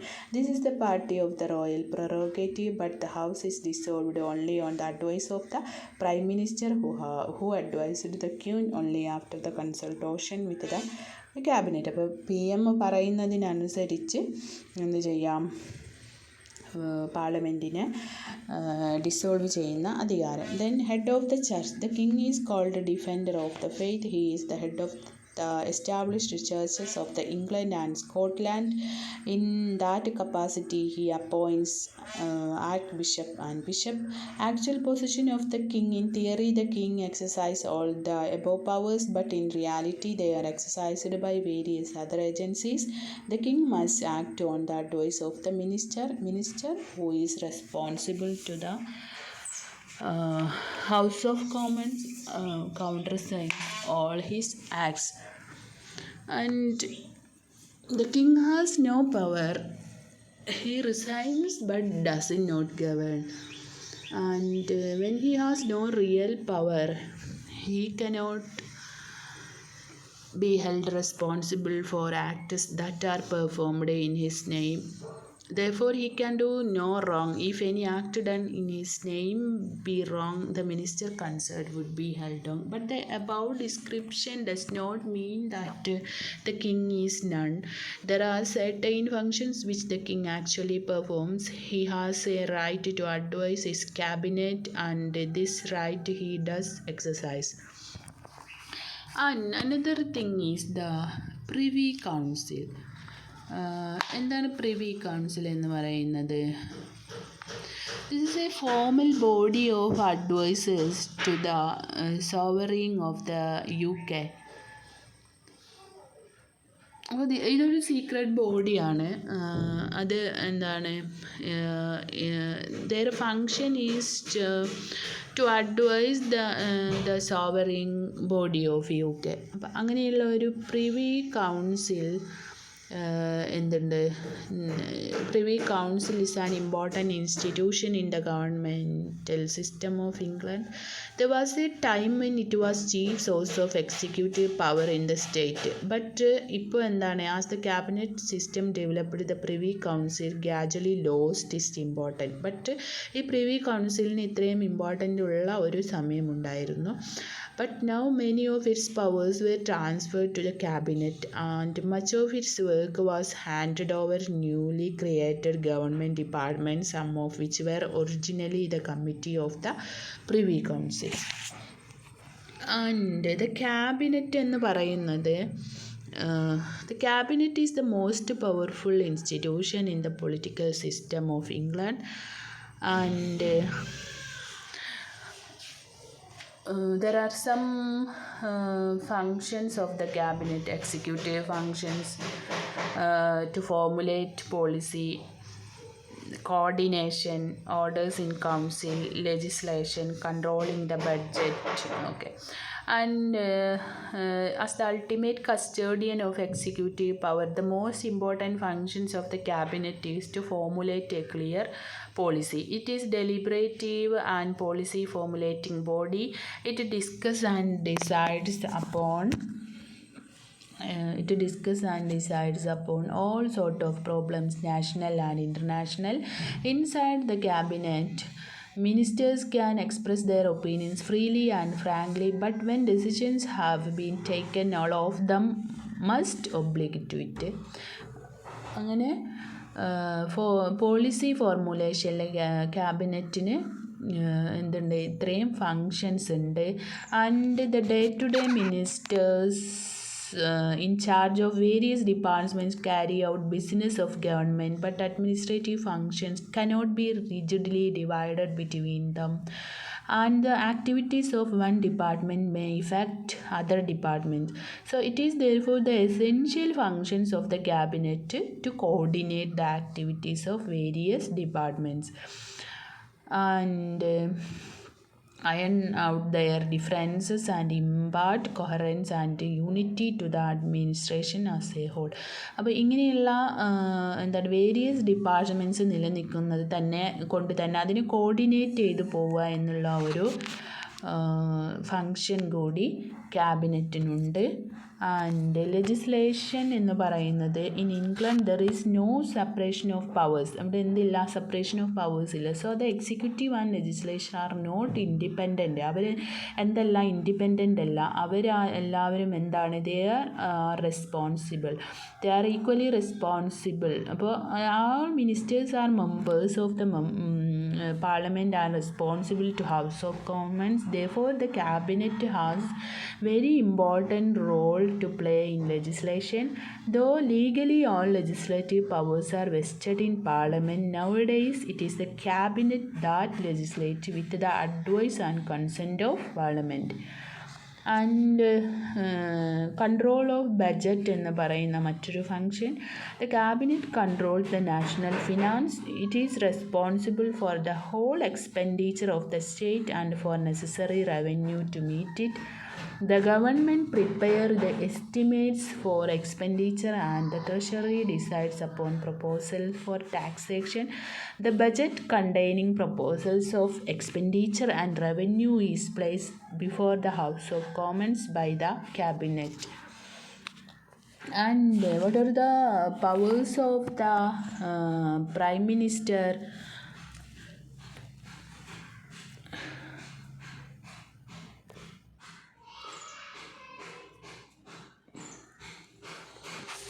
Powers over the cabinet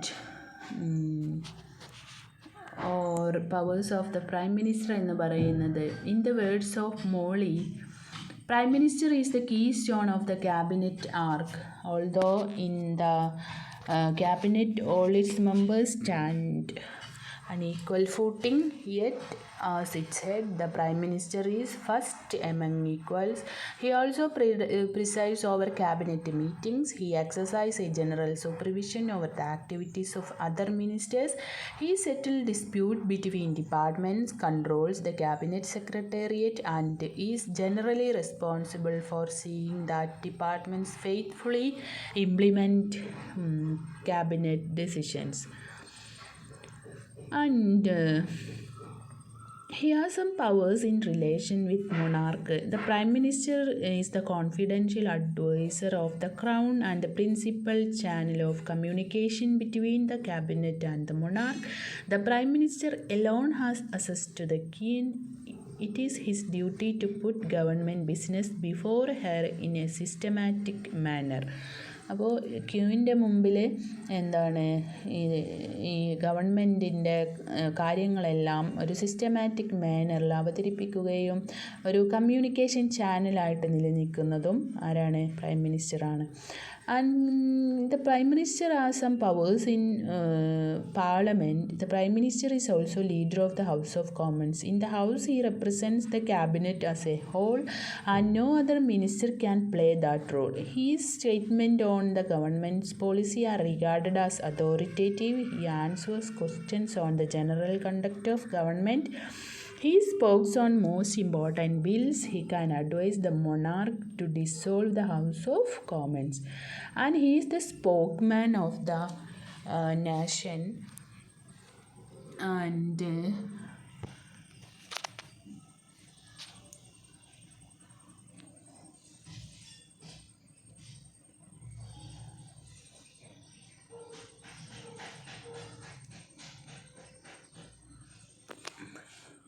he is the spokesman of the nation. The Prime Minister is the principal spokesman of the nation on international problems. In international conferences, it is he who speaks for the nation. His position in foreign affairs is too important that he is always in close contact with the foreign secretary. And there may be occasions when an immediate decision has to be taken by him on some urgent international question when there is no time to hold a meeting of cabinet. ഇപ്പോൾ രാജ്യത്തിൻ്റെ സ്പോക്സ്മാനായി അറിയപ്പെടുന്ന prime മിനിസ്റ്റർക്ക് ചില emergency സിറ്റുവേഷനിൽ എന്തെല്ലാം അങ്ങനെ meeting കൂടിയൊന്നും തീരുമാനങ്ങൾ എടുക്കാൻ സമയം കിട്ടിയില്ലെങ്കിൽ അതിൻ്റെ ഡിസ്ക്രിഷണറി പവർ അദ്ദേഹത്തിനുണ്ട്. Then powers of dissolution of the house of Commons. And the Prime Minister can request sovereign to dissolve the House of Commons at any time. It means that the members of the House hold their seat at his mercy. And the Prime Minister has ministerial responsibility. The principle of ministerial responsibility is a very important feature of British government system, and the responsibility implies two things: liability before the court of law and responsibility to the House of Commons. The first form of responsibility is legal. If an act which a minister has countersigned is illegal, then that minister can be held responsible for that act in a court of law. And there are many methods of enforcing ministerial responsibility. They are by device question, by vote of censure, by no confidence motion, and by rejection of bill or adoption in different form.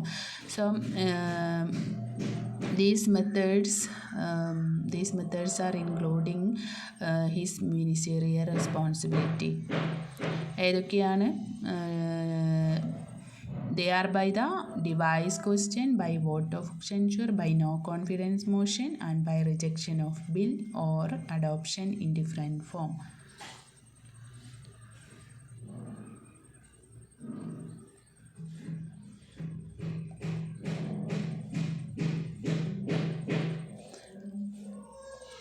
And British parliament എന്ന് പറയുന്നത് house of ലോർഡ്സും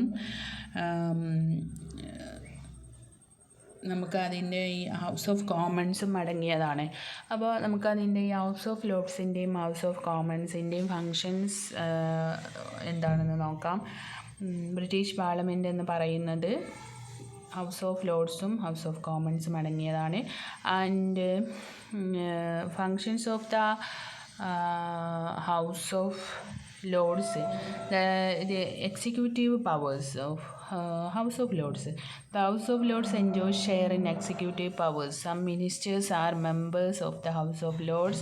The Lords have the right to ask questions, to seek information from the government on any aspect of administration and debate its policies. But the ministers are not responsible to the House of Lords. അപ്പോൾ the House of Lords enjoy a share in executive powers. Some ministers are members of the House of Lords. ചില മിനിസ്റ്റേഴ്സ് House of ലോർഡ്സിലെ മെമ്പേഴ്സാണ്. The Lords have the right to ask questions, to seek information from the government on any aspect of administration in debate and its policies. Then legislative powers and function എന്ന് പറയുന്നത് it examines and revises the legislative works sent up by House of Commons. And financial powers എന്ന് പറയുന്നത് on the matter of money bill the House of Lords has no power at all. അവിടെ എന്തില്ല, പവറില്ല. The judicial powers എന്ന് പറയുന്നത് the House of Lords was the Supreme Court of Appeal for cases in the UK. House of ലോർഡ്സിലെ judicial power എന്നും പറയുന്നത് house of lords is the supreme court of appeal for the whole of UK in both civil and criminal cases except Scottish criminal cases. അങ്ങനെ ഒരു ഭയങ്കര power house of ലോർഡ്സിനുണ്ടായിരുന്നു. But the house of lords was the supreme court of appeal for cases in the UK and great Britain in Northern Ireland and a court of impeachment for the trial important officers of the crown. As the highest court of appeal, the whole house never meet. It is only the law lords which performs the judicial functions of the house. അപ്പോൾ the judicial house of ലോർഡ്സിൻ്റെ judicial powers എന്ന് പറയുന്നത് house of lords is the supreme court of appeal for the whole of the UK in both civil and criminal cases except in Scottish criminal cases. But in the 1st October 2009 marks a defining moment in the constitutional history of the United Kingdom, transferring judicial authority away from the House of Lords and creating a Supreme Court for the United Kingdom. അപ്പോൾ അങ്ങനെ 2009 ഈ പവറിനെ എന്ത് ചെയ്യുന്നു supreme കോർട്ടിൻ്റെ പരിമിതിയിലേക്ക് transfer ചെയ്തിട്ടുണ്ട്. And the house of Commons എന്ന് പറയുന്നത് it is the oldest popular legislative chamber in the world and there are 635 members in the house of commons, and the normal tenure of the house is 5 years, which may be extended in emergencies like war, or the house may be dissolved earlier by the crown if the prime minister wishes to have fresh mandate to gain solid majority. The most important official of the house is speaker, who holds one of the most honorable dignified offices in the world. His duty is to maintain law and order in the house. അപ്പോൾ house of കോമൺസിൽ 635 members ഉണ്ട്. അതുപോലെ തന്നെ ഇത് 5 ഇയേഴ്സാണ്. And അത് വേണമെങ്കിൽ ചില emergency സിറ്റുവേഷനിൽ extend ചെയ്യുകയോ അല്ലെങ്കിൽ ഡിസോൾവ് ചെയ്യാൻ ആഗ്രഹിക്കുന്നുവെങ്കിൽ അത് പ്രൈം മിനിസ്റ്ററുടെയും കൂടെ അഡ്വൈസോടെ പിരിച്ചുവിടുകയോ ചെയ്യാം. ആൻഡ് അവിടുത്തെ മോസ്റ്റ് ഹോണറബിൾ ആയിട്ടുള്ള ആളാണ് സ്പീക്കർ. ഈ സ്പീക്കറിൻ്റെ ഡ്യൂട്ടി എന്ന് പറയുന്നത് to maintain law and order in the house ആണ്. And the members of parliament enjoy certain privileges, and the first and foremost is the freedom of speech, which is ensured to all members by the Bill of Rights. And there are many functions of House of Commons like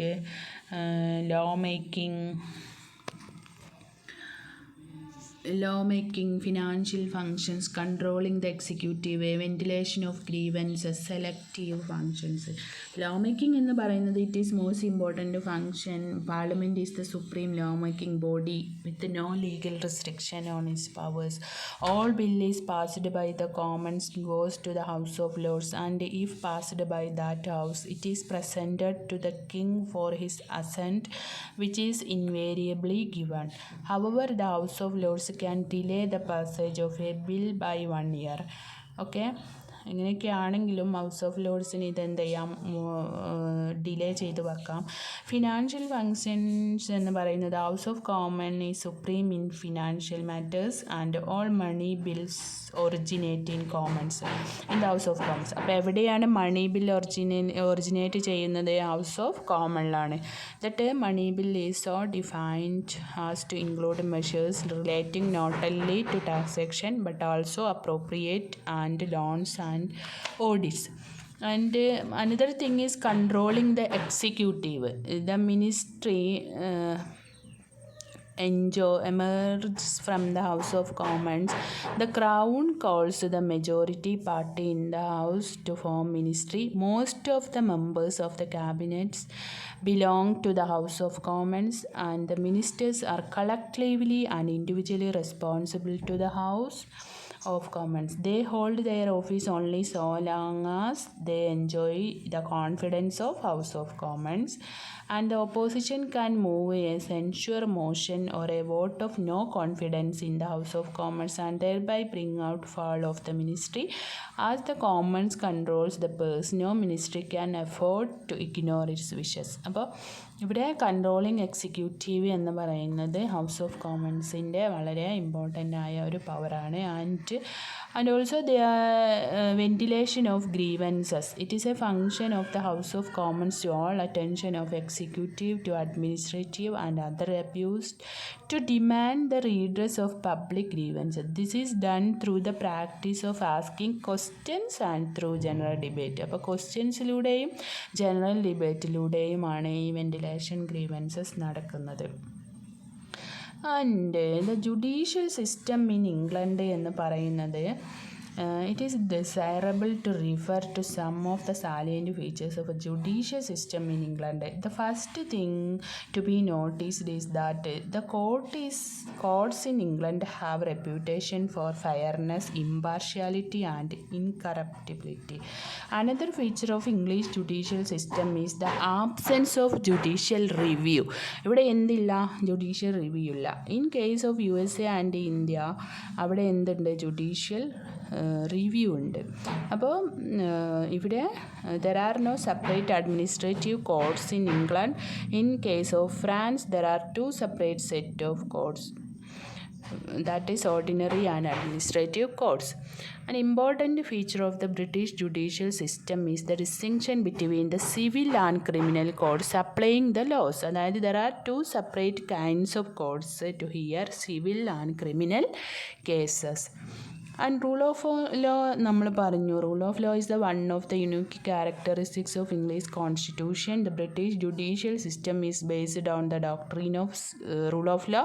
The rule of law means that the administration is carried on in accordance with the law of the land. Law is supreme over all. None can claim exemption or immunity from it. And the organization of judiciary എന്ന് പറയുന്നത് present judicial system of England based is on the act passed during the 1817. There is no uniform judicial system for the whole country. There is difference in the judicial system for the different parts of the country. And the House of Lords എന്ന് പറയുമ്പോൾ അവിടെ എന്തുണ്ട്? House of ലോർഡ്സിൻ്റെ ഇത് നമ്മൾ already പറഞ്ഞു, ഇതൊരു highest court system ആയിരുന്നു ബ്രിട്ടനിൽ എന്നൊക്കെ. ആൻഡ് ഇതിൻ്റെ പവേഴ്സ് നമ്മൾ പറഞ്ഞു. പക്ഷേ അതിൽ 2009 ഈ ഹൗസ് ഓഫ് ലോർഡ്സിൻ്റെ അധികാരങ്ങളെല്ലാം സുപ്രീം കോടതിക്ക് ട്രാൻസ്ഫർ ചെയ്തു എന്നും നമ്മൾ പറഞ്ഞു. അപ്പോൾ അതാണ് ഈ ഹൗസ് ഓഫ് ലോർഡ്സിൻ്റെ ജുഡീഷ്യൽ പവേഴ്സ് എന്തെല്ലാമായിരുന്നു. അത് civil courts, criminal courts, supreme court of USA എന്നുള്ള ആ ഒരു ഹൈറാർക്കിയിലൂടെ പോവാം. അപ്പോൾ country court is smallest court of the country. There is one judge in the court. The country കോർട്ട്സ് here cases controlling certain amount of money or property worth that amount. The High Court is part of Supreme Court. It has three divisions known as Chancery Divisions, King's Bench Division, and Probate, Divorce and Admiralty Division. ഇതാണ് civil court പരിശോധിക്കുന്നത്. And criminal courts, the lowest criminal court is summary jurisdiction. It deals with the petty offences. From this court, appeal can be taken to the court of quarter session. These courts are also known as country courts. Appeals can further be taken to the assizes. Appeal can be further taken to the court of criminal appeal. The House Lords is the highest court of appeal for Great Britain and Northern Ireland. A certificate of the Attorney General is essential in criminal cases. And Supreme Court of UK എന്ന് പറയുന്നത് Supreme Court is the relatively new court being established in October 2009 following the Constitutional Reform Act of 2005. And formerly the highest court of appeal in United Kingdom was House of Lords. അപ്പോൾ മുമ്പ് എന്തായിരുന്നു highest court of appeal house of Lord's ആയിരുന്നു. And appellate committee made up Lords of Appeal in Ordinary, also known as Law Lords. These Law Lords with other Lord Justices now form the Supreme Court. അപ്പോൾ ഇതാണ് ഇപ്പോൾ supreme കോർട്ടായത്. Such Law Lords were allowed to sit in the House of Lords and were members of Lords. The judges of the Supreme Court of United Kingdom are known as Justices of the Supreme Court, and they are also Privy Councillors. Justice of the Supreme Court are granted the courtesy title Lord or Lady for life. The Supreme Court is headed by the President and Deputy President of the Supreme Court and is composed of a further 10 justices of the Supreme Court. The justices don't wear any gowns or wigs in court, but on ceremonial occasions they wear black damask gown with gold eyes without wig. ഇനി നമ്മൾ പിന്നെ ബ്രിട്ടനിലെ judicial സിസ്റ്റമാണ് പറഞ്ഞത്. ഇനി നമുക്ക് American legislature American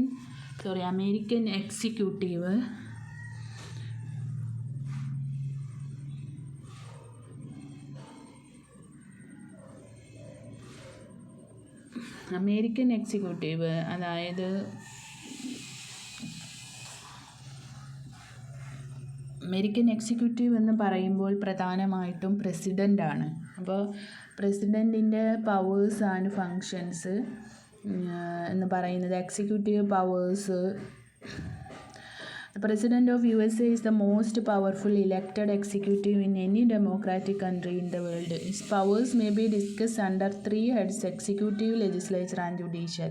Executive powers എന്ന് പറയുന്നത് he is the head of the administration എന്നുള്ളതാണ് മെയിനായിട്ട്. And it is his duty to see that constitution, laws and that treaties of US and judicial decisions rendered by the federal courts are duly enforced throughout the country. In the fulfillment of his duty, he may direct heads of the departments and their subordinates in the discharge of the functions vested in them by the acts of Congress.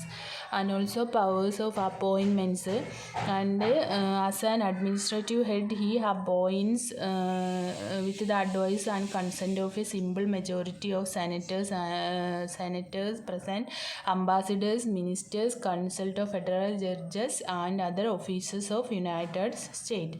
And he has power of removal. The power to appointments according to Supreme Court interpretations includes power to remove and power of foreign affairs. The conduct of foreign affairs is in hands of the President, but a treaty made by him require rectification of 2/3 of Senate. Senateന്റെ 2/3 rectification വേണം. And power in war. The President in command in chief of the armed forces and thus the authority for ensuring national defense, and he control over the cabinet. Cabinet is made up of his personal choices and is completely subordinate to him. He is not bound by its decisions, so the president can force any cabinet member to resign or to pursue particular policies within his department. So he has power to control over the cabinet, and there are some legislative functions that are informative powers, power to summon session, budgetary power, refusal of assent of bill, power to veto.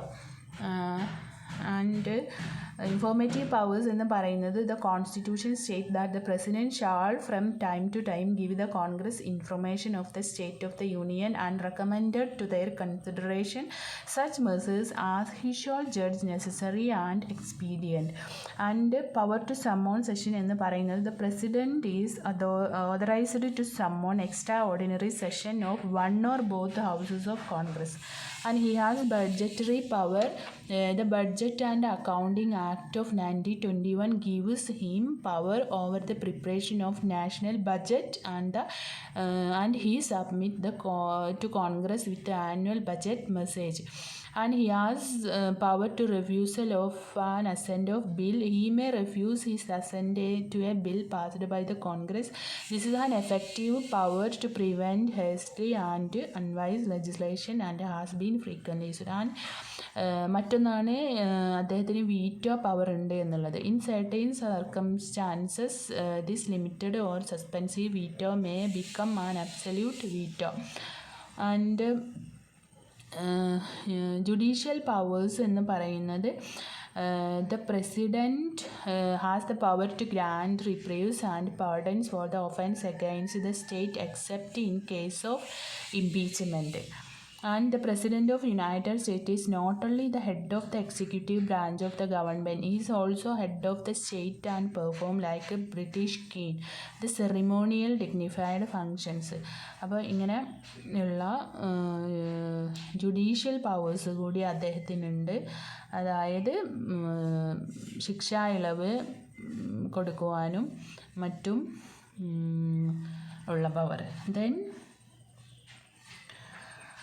The American legislature, അതായത് American Congress എന്ന് പറയുന്നത് അവിടെ എന്താണ്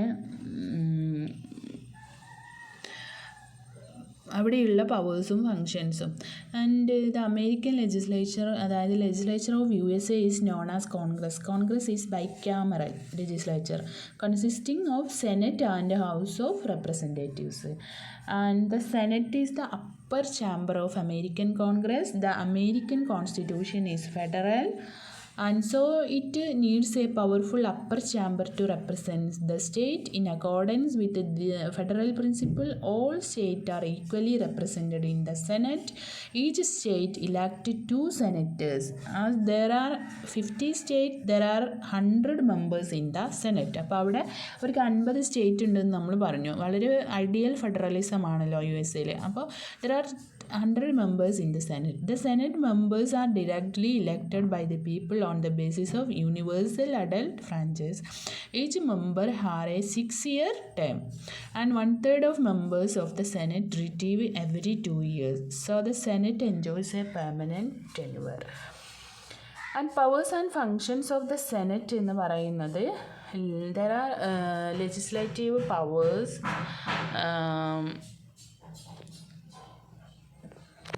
executive powers and judicial powers. ഇപ്പോൾ legislative powers എന്ന് പറയുന്നത് the vice president of America presides over the meeting of the Senate. In the field of legislation the Senate possesses equal powers with the House of Representatives except money bill, but the Senate has the right to amend any money bill or budget. The Senate is the most powerful second chamber in the world. And executive powers എന്ന് പറയുന്നത് the American president make a number of appointments to federal officers. These appointments are to be confirmed by the Senate. Judicial powers എന്ന് പറയുന്നത് the Senate conduct the trial of impeachment of the president and judges of the Supreme Court. Apart from this, the Senate enjoys equal power with the House of Representative in amending Constitution. And the House of Representatives. The House of Representatives is the lower house of the American Congress. However, despite being a lower house, it enjoys less power than the upper house, the Senate. There are 435 members in this house. The people, on the basis of universal adult franchise, directly elect the members.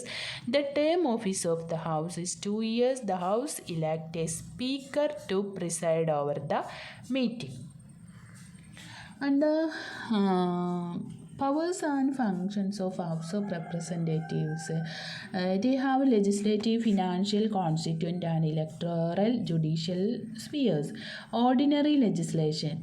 The Constitution empowers the House of Representatives to enact laws on any subject included in the Federal List.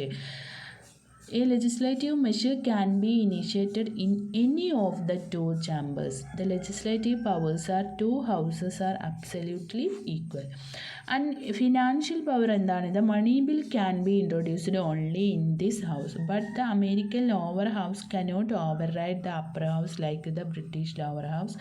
Thus, the financial powers of the House of Representatives are in effect not superior to those of Senate. And constitutional amendments ിലുള്ള powers എന്ന് പറയുന്നത് in methods of proposing amendments the house of representatives have coequal powers with the Senate. And admission of new state, പുതിയ സ്റ്റേറ്റുകളുടെ അഡ്മിഷൻ്റെ കാര്യത്തിൽ the constitution empowers Congress to admit new states to the union. The house of representatives shares with Senate equal powers to admit new state to the union. And ഇംപീച്ച്മെൻറ്റിൻ്റെ കാര്യത്തിൽ the House of Representatives initiate impeachment proceeding by framing charges against the officer concerned. And investigation. The House of Representatives, like the Senate, appoints investigation committee to inquire into the working of the executive departments. In this way, it enforces accountability of the administrative department. And the Speaker, the Chairman and Leader of the House of Representatives is Speaker, who is elected by the members of the House from among themselves. And next we will examine the American judiciary. The American Constitution gives special significance to the judiciary. It has the power of judicial review. The USA is a federation, so there are two sets of courts known as federal courts and state courts. Thus, there is a dual judicial system. The courts in the state are not subordinate to the federal courts. The judiciary in America is normally divided into constitutional courts and legislative courts. The former are those courts which have been established under Article 3 of the Constitution and which deal with the cases and controversies. The later courts are created by the Congress. And the Supreme Court stands apex of the Federal Court of System. And there are some powers and functions that are, it has original jurisdiction in all cases affecting ambassadors, other public ministers and consul, and cases in which a state is a party. It has appellate jurisdiction. The Supreme Court acts as the guardian of fundamental rights. The Supreme Court has advisory functions too. The President may seek its advice on general matter. The Supreme Court interprets the Constitution. Judicial review is an important power of the Supreme Court. അപ്പോൾ ഇത്രയും powers supreme കോർട്ടിനുണ്ട്.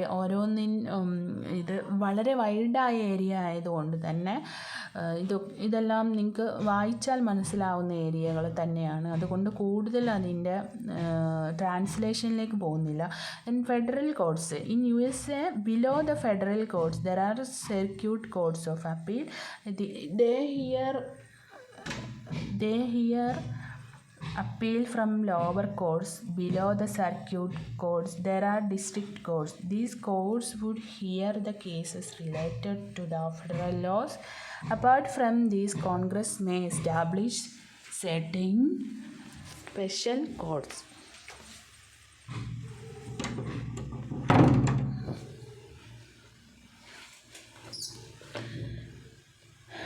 So there are federal courts in USA. Below the federal courts, there are circuit courts of appeals. They hear appeal from lower courts. Lower courts നിന്ന് അവർ appeal കേൾക്കുന്നു. And below the circuit courts, there are district courts. പിന്നെ അവിടെ എന്തുണ്ട്? ജില്ലാ കോടതികളുമുണ്ട്. These courts would hear the cases related to federal laws. And apart from these, ഇതിൻ്റെ ഭാഗമായി Congress may establish certain special courts. The court of a state. Each state in USA has its own judicial system. Each state has a Supreme Court. 50 സ്റ്റേറ്റുകളുണ്ട് അവിടെ. അപ്പോൾ അവിടെയെല്ലാം എന്തുണ്ട്? അവർക്ക് supreme court ഉണ്ട്. കാരണം USA എന്ന് പറയുന്നത് ഒരു ഐഡിയൽ ഫെഡറൽ സിസ്റ്റം അല്ലെങ്കിൽ ഒരു ഫെഡറേഷനായിട്ട് തുടരുന്ന ഒരു സ്റ്റേറ്റാണ്. അതുകൊണ്ടാണ് അങ്ങനെ. It is the highest court in a state. ഒരു സ്റ്റേറ്റിൽ ഹയസ്റ്റ് കോർട്ട് എന്ന് പറയുന്നത് അവിടുത്തെ സുപ്രീം കോർട്ടാണ്. Below the supreme court there are intermediary courts of appeal. These courts hear appeal against decisions of the lower court. These court hear both civil and criminal cases. Below the intermediary courts there are district or country courts. Besides, there are some small courts. These courts decide local problems and dispute. The judges of these courts are elected. Judicial review. What is judicial review? Judicial review is the power of the judiciary to examine the laws passed by the legislature and orders issued by the executive. എക്സിക്യൂട്ടീവും ലെജിസ്ലേച്ചറും ഉണ്ടാക്കിയ ഒരു നിയമത്തെ examine ചെയ്യലാണ് judicial റിവ്യൂവിൻ്റെ duty. അതായത് അത് constitutional ആണോ അല്ലെങ്കിൽ കോൺസ്റ്റിറ്റ്യൂഷനെ violate ചെയ്തിട്ടാണോ ഉണ്ടാക്കിയിട്ടുള്ളത് എന്നുള്ളത് റിവ്യൂ ചെയ്യലാണ്. Though judicial review the judges determine whether such laws are in accordance with the provisions of constitution or not. If the judiciary feels that any law or executive order under dispute contravene any provision of the Constitution, it can declare the same ultra virus and unconstitutional. അപ്പോൾ അവർ പരിശോധിച്ചിട്ട് ഇതിൽ പ്രശ്നങ്ങൾ ഉണ്ടെങ്കിൽ അവർക്ക് feel ചെയ്യാണ് ഇത് constitutional അല്ല എന്ന്. അപ്പോൾ അവർക്ക് എന്ത് ചെയ്യാം? അവർക്ക് this power to declare a law null and void is called judicial review. ഇത് നൾ ആൻഡ് വോയിഡ് ആണ് എന്ന് ഡിക്ലെയർ ചെയ്യാനുള്ള അവരുടെ അവകാശത്തെയാണ് നമ്മൾ അതിൻ്റെ റൈറ്റിനെ ജുഡീഷ്യൽ റിവ്യൂ എന്ന് പറയും. By judicial review, the Supreme Court prevents the federal government and state from going beyond their limits. Then next, the political executive of France. President's power and functions. Discretionary powers. Executive of France. അവിടെ എന്താണ്? അവിടെ election of president എന്ന് പറയുന്നത് president is France is elected by direct universal suffrage from a term of 7 years and there is no bar to re-election. Article 7 provides the president is to be elected by an absolute majority of the vote cast. And what are the powers and functions of the president? The president promulgates laws. The president may dissolve the French National Assembly. The president is the commander-in-chief of French armed forces. The president may grant a pardon to convicted criminals. And he has some discretionary powers besides the powers discussed before. The Constitution vests the President with discretionary powers in the exercise of which counter signature of Premier is not required. The Constitution specially mentioned 4 such powers that are: first, the President can declare the dissolution of National Assembly. Second, discretionary power of the President relate to submission of bills to a referendum. And third power of President is related to emergency. And finally, the President must submit to the Constitutional Council organic laws before their promulgation and regulation of parliamentary assemblies before they came into application. And the French President has these powers. We have The powers and functions of the President of French, we have already discussed that are the President promulgate laws, the President may dissolve French National Assembly, the President is the Commander-in-Chief of French Armed Forces, the President may grant a pardon to convicted criminal cases, the President names certain members of the Constitutional Council,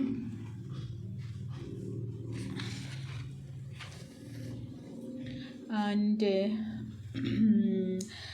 French legislature, അതായത് what are the powers and functions of French Parliament?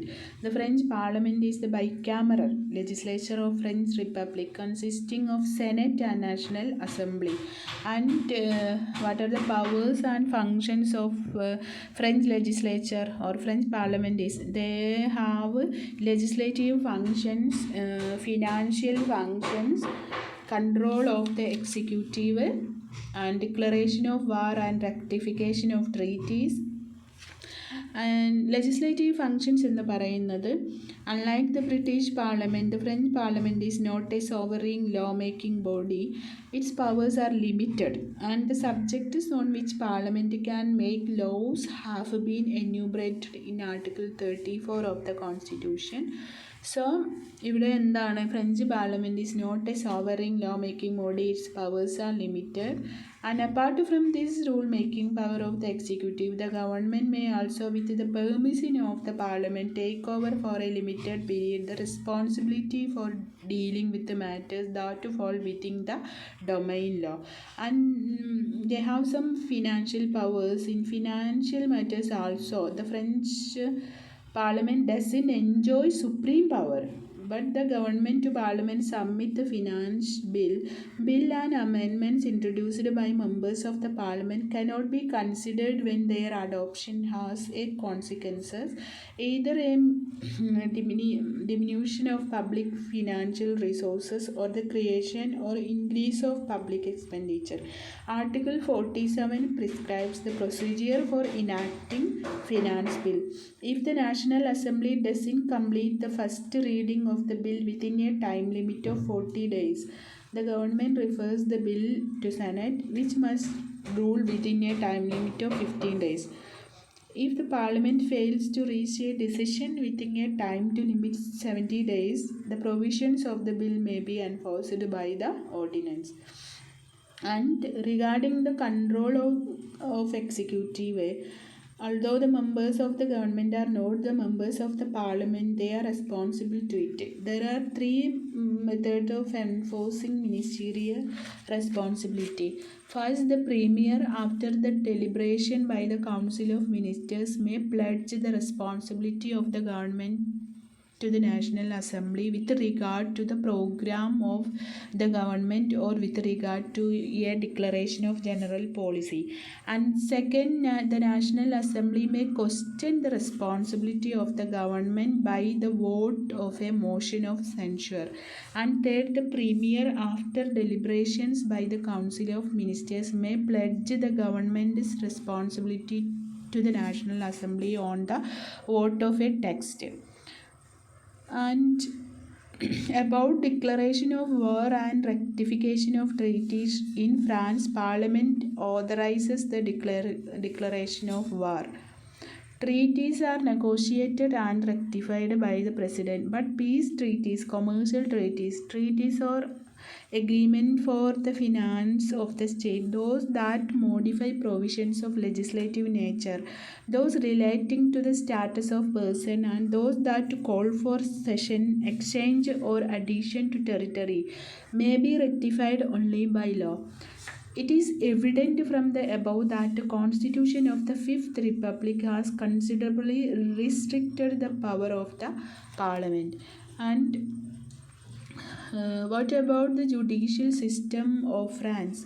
In France, judges are considered civil servants exercising one of the sovereign powers of the state, and accordingly only French citizens are eligible for judgeship. And France's independent judiciary enjoys special statutory protection from the executive branch. Procedures for the appointment, promotion, and removal of the judges vary depending on whether it is for the judicial, administrative, or audit course stream. A special panel, the High Council of the Judiciary, made up of other judges from receiving court, must approve judicial appointments. Once appointed, judge serves for life and cannot be removed without specific disciplinary proceedings conducted before the council of conducted in due process. And also the Ministry of Justice handles the administration of courts and judiciary, including paying salaries of constructing new courthouse.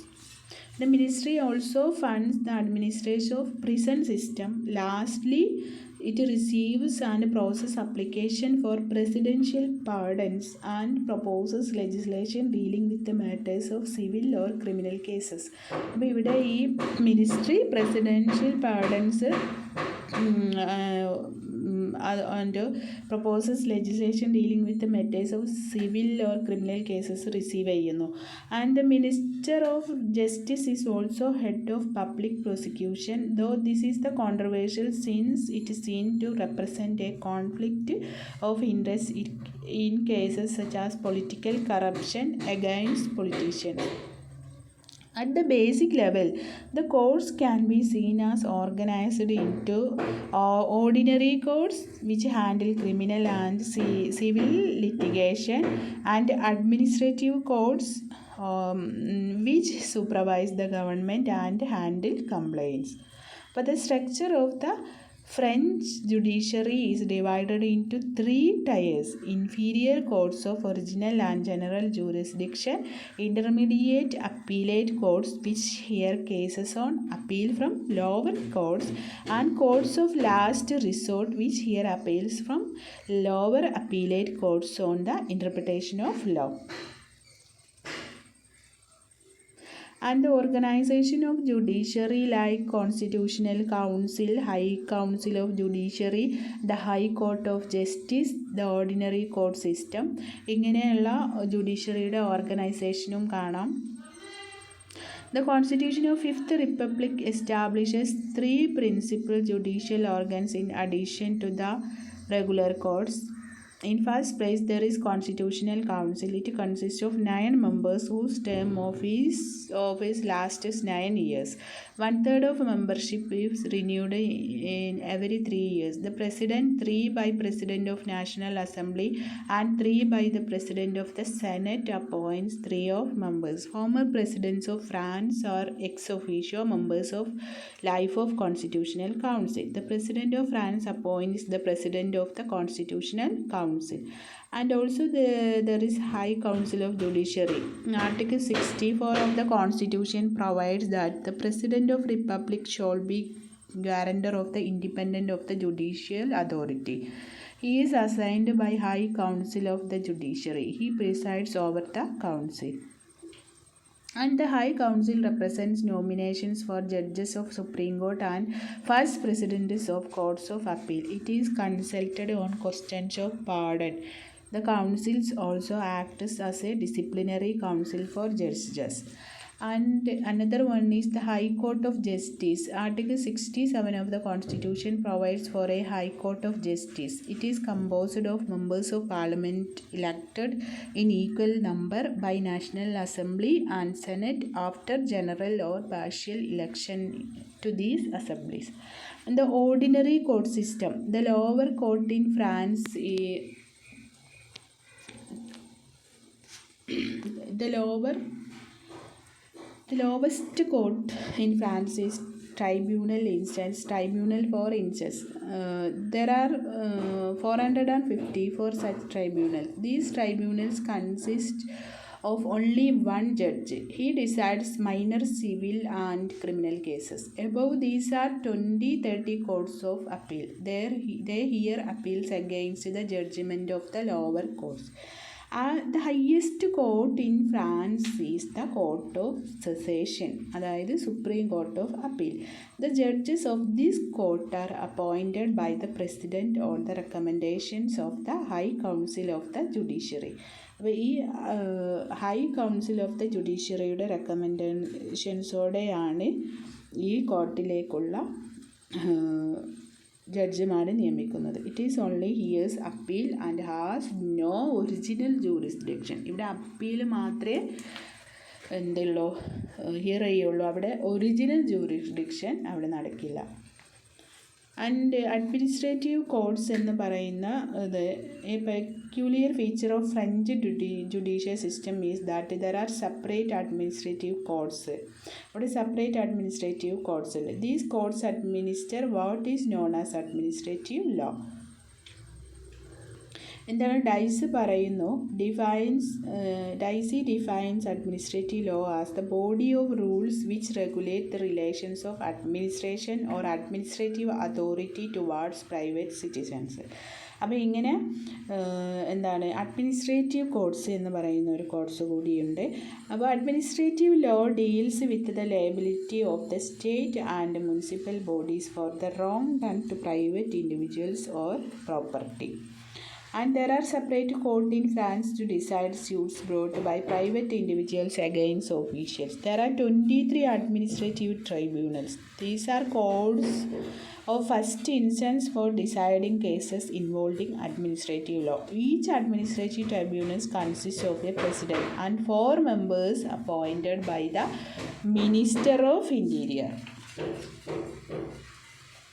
So the Administrative Council of State, അല്ലെങ്കിൽ the Council of State is the highest administrative court, and it is composed of 15 members who are appointed by the President of France. It is divided into several sections. The judicial section is further divided into chambers in which 5 councillors decide cases. They hear appeals from the administrative tribunals.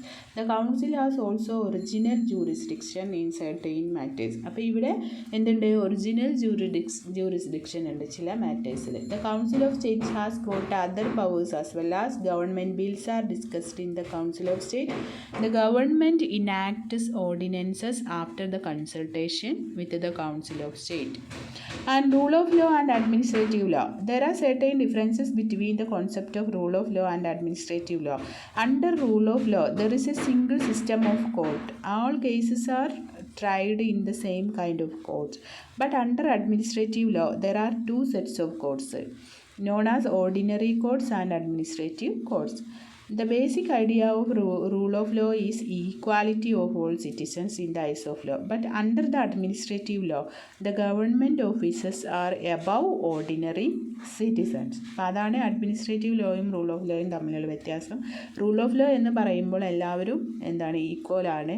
പക്ഷേ എന്താണ് administrative ലോയിൽ അവിടുത്തെ administrative ഫീൽഡിലുള്ളവർ അല്ലെങ്കിൽ government officers മുന്നിലും ordinary citizens താഴെയുമാണ്. And next നമ്മൾ comparison between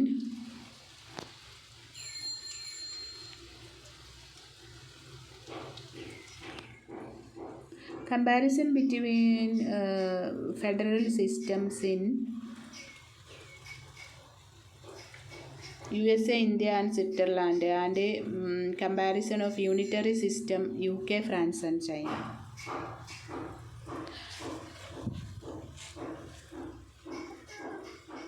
federal system എന്താണെന്ന് നമ്മൾ ഇതുവരെ പഠിച്ചതിൽ നിന്നൊക്കെ നമ്മൾ ഒരുപാട് പറഞ്ഞിട്ടുണ്ട്. അതായത് സെൻട്രൽ പവറിനെ ഡിവൈഡ് ചെയ്യലാണ്.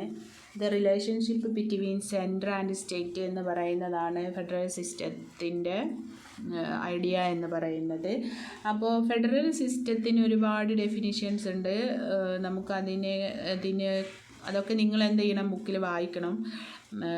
കൂടുതൽ റീഡിങ്ങിലൂടെ നിങ്ങൾക്ക് പഠിച്ചെടുക്കാവുന്നതാണ്. എനിവേ 2-3 ഡെഫിനിഷൻ ഞാൻ പറയാം. എന്തായാലും ഫെഡറൽ സിസ്റ്റം എന്ന് പറയുന്നത് പവറിനെ ഡിസ്ട്രിബ്യൂട്ട് ചെയ്യുക സംസ്ഥാനങ്ങൾക്ക് എന്നുള്ളതാണെന്നും USA ഒരു ഫെഡറേഷനാണ് എന്നുള്ളതും ഇന്ത്യ ക്വാസി ഫെഡറലാണുള്ളതും ഒക്കെ നമ്മൾ ഓൾറെഡി ഡിസ്കസ് ചെയ്തു. ആൻഡ് ഫെഡറലിസം എന്ന് പറയുന്നത് in the words of Hamilton, a federal state is an association of states that forms a new one. അതെന്താണ്, ഒരുപാട് സ്റ്റേറ്റുകളുടെ ഒരു കൂടിച്ചേരലാണ് എന്ത് ഫെഡറൽ സ്റ്റേറ്റ് എന്ന് പറയുന്നത്. ആൻഡ് നമുക്ക് ഫെഡറൽ ഓർ യൂണിറ്ററി മിക്സ്ചറായിട്ടുള്ള ഒന്നുകിൽ ഫെഡറൽ അല്ലെങ്കിൽ യൂണിറ്ററി, ഇതിൻ്റെ മിക്സ്ചർ, ഇതെല്ലാം നമുക്ക് ലോകത്ത് കാണാൻ പറ്റും. And USA, Switzerland, Canada and India, ഈ രാജ്യങ്ങളെല്ലാം ഫെഡറൽ സ്റ്റേറ്റ് ആണെന്ന് പറയാം. പക്ഷേ ഇന്ത്യ ഫെഡറൽ സ്റ്റേറ്റ് ആണെന്ന് പറയുമ്പോഴും ഇന്ത്യ എന്താണ്, ക്വാസി ഫെഡറലാണ്. അതേസമയം ബ്രിട്ടൻ, ഫ്രാൻസ്, ശ്രീലങ്ക, ചൈന ഇതെല്ലാം യൂണിറ്ററി സ്റ്റേറ്റ് ആണ്. അവിടെ എന്തില്ല, ഫെഡറൽ സിസ്റ്റം ഇല്ല, ഫെഡറൽ പവേഴ്സ് ഇല്ല എന്നുള്ളതെല്ലാം. And what are the features of federation? ഇവിടെ എന്തുണ്ടാവും, ഡിവിഷൻ ഓഫ് പവേഴ്സ് ഉണ്ടാവും. The division of powers between the federal government and units is an essential feature of federation which is specified in the constitution itself. അപ്പോൾ ആ രാജ്യത്തിൻ്റെ കോൺസ്റ്റിറ്റ്യൂഷനിൽ തന്നെ അവിടുത്തെ സംസ്ഥാനങ്ങൾക്ക് എങ്ങനെയാണ് അധികാരങ്ങൾ ഷെയർ ചെയ്തിട്ടുള്ളത് എന്നുള്ളത് കോൺസ്റ്റിറ്റ്യൂഷൻ തന്നെ മെൻഷൻ ചെയ്തിട്ടുണ്ടാവും. And supremacy of the constitution, ഒരു ഫെഡറൽ സ്റ്റേറ്റിൽ അവിടുത്തെ കോൺസ്റ്റിറ്റ്യൂഷൻ ആണ് important. The constitutions mention the powers of the centre and unit thereby prohibiting the encroachment of the powers. ഇപ്പോൾ കോൺസ്റ്റിറ്റ്യൂഷൻ്റെ അപ്പുറത്തേക്കുള്ള ഒരു പവറിനെ അവിടെ എന്ത് ചെയ്യുന്നു, പ്രൊഹിബിറ്റ് ചെയ്യുന്നു. ആൻഡ് ദ റിട്ടൺ കോൺസ്റ്റിറ്റ്യൂഷൻ ആയിരിക്കും ഫെഡറൽ സ്റ്റേറ്റുകൾക്ക് ഉണ്ടാവുക. അതായത് ഒരു ഫെഡറൽ സിസ്റ്റം ഫോളോ ചെയ്യുന്നിടത്ത് റിട്ടൺ കോൺസ്റ്റിറ്റ്യൂഷൻ ഉണ്ടാവും. നമ്മൾ പറഞ്ഞു റിട്ടൺ ആണെന്ന്, കാരണം ബ്രിട്ടൻ എന്തല്ല, ഒരു ഫെഡറൽ സ്റ്റേറ്റ് അല്ല, അവിടെ എന്താണ്, ഒരു യൂണിറ്ററി സ്റ്റേറ്റ് ആണ്. അപ്പോൾ the constitution should be A written one in a federation because the division of governmental powers can be properly specified in A written constitution. And federal സ്റ്റേറ്റിൽ rigid constitution ആണ് ഉണ്ടാവുക. അവിടെ അമെൻമെൻറ്റ് അത്ര എന്തല്ല, possible അല്ല. The constitution should also be rigid one which cannot be easily altered. The amendment procedure of a federal constitution is invariably more difficult than the enactment of ordinary law. അവിടെ എന്തുണ്ട്, constitution amendment നടത്തുക എന്നുള്ളത് വളരെ റിജിഡായ പ്രോസസ്സാണ്. And dual polity എന്ന് പറയുന്നത് federal സിസ്റ്റത്തിൻ്റെ പ്രത്യേകതയാണ്. In a federation 2 sets of government are constitutionally knit together. അതായത് 2 ഗവൺമെൻറ് ഉണ്ടാവും, സെൻട്രലിൽ മറ്റൊരു അഡ്മിനിസ്ട്രേഷനും സ്റ്റേറ്റിൽ മറ്റൊരു അഡ്മിനിസ്ട്രേഷനും. The federal or national or union government, regional government may called states as in USA and India or cantons as in Switzerland. ഇന്ത്യയിലും USAയിലും regional government, local government, സംസ്ഥാനങ്ങൾ, പിന്നെ ലോക്കൽ അഡ്മിനിസ്ട്രേഷൻ. അതേസമയം സ്വിറ്റ്സർലാൻഡിൽ അതിനെ കാൻഡൻസ് എന്ന് വിളിക്കും, സ്റ്റേറ്റ്സിനെ. And the national government governs the entire territory consisting all units. And the regional governments have this jurisdiction limited only to their respective territory. Each government acts within its own sphere. And independent supreme court ഉണ്ടാവും federal സിസ്റ്റത്തിൽ. It is very essential to settle dispute which are likely to arise between 2 sets of government. ഈ 2 government നിലനിൽക്കുന്നത് കൊണ്ട് തന്നെ അവരുടെ പ്രശ്നങ്ങൾ പരിഹരിക്കുക എന്നുള്ളതിന് എന്ത് വേണം, അവിടെ ഒരു സുപ്രീം കോർട്ട് വേണം. അപ്പോൾ അങ്ങനെയുള്ള ഒരു the judiciary should interpret the constitution and act as the guardian of the constitution. Its main functions are to see that no government encroaches in the sphere of others in all matters affecting the constitution. The Supreme Court is the final arbitrator. And bicameral legislature ഉണ്ടാവും federal സിസ്റ്റത്തിൽ. In a federation a citizen enjoy dual citizenship. Dual citizenship ഇന്ത്യയിലില്ല കേട്ടോ, പക്ഷേ bicameral legislature ഉണ്ടാവും federal സ്റ്റേറ്റിൽ. First he are citizen of the federating units in which he resides and secondly the federate state. And what are the essential conditions for the successful of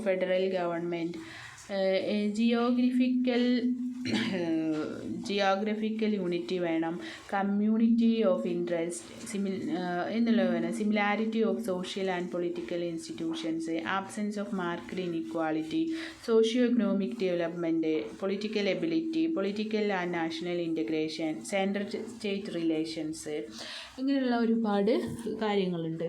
അപ്പം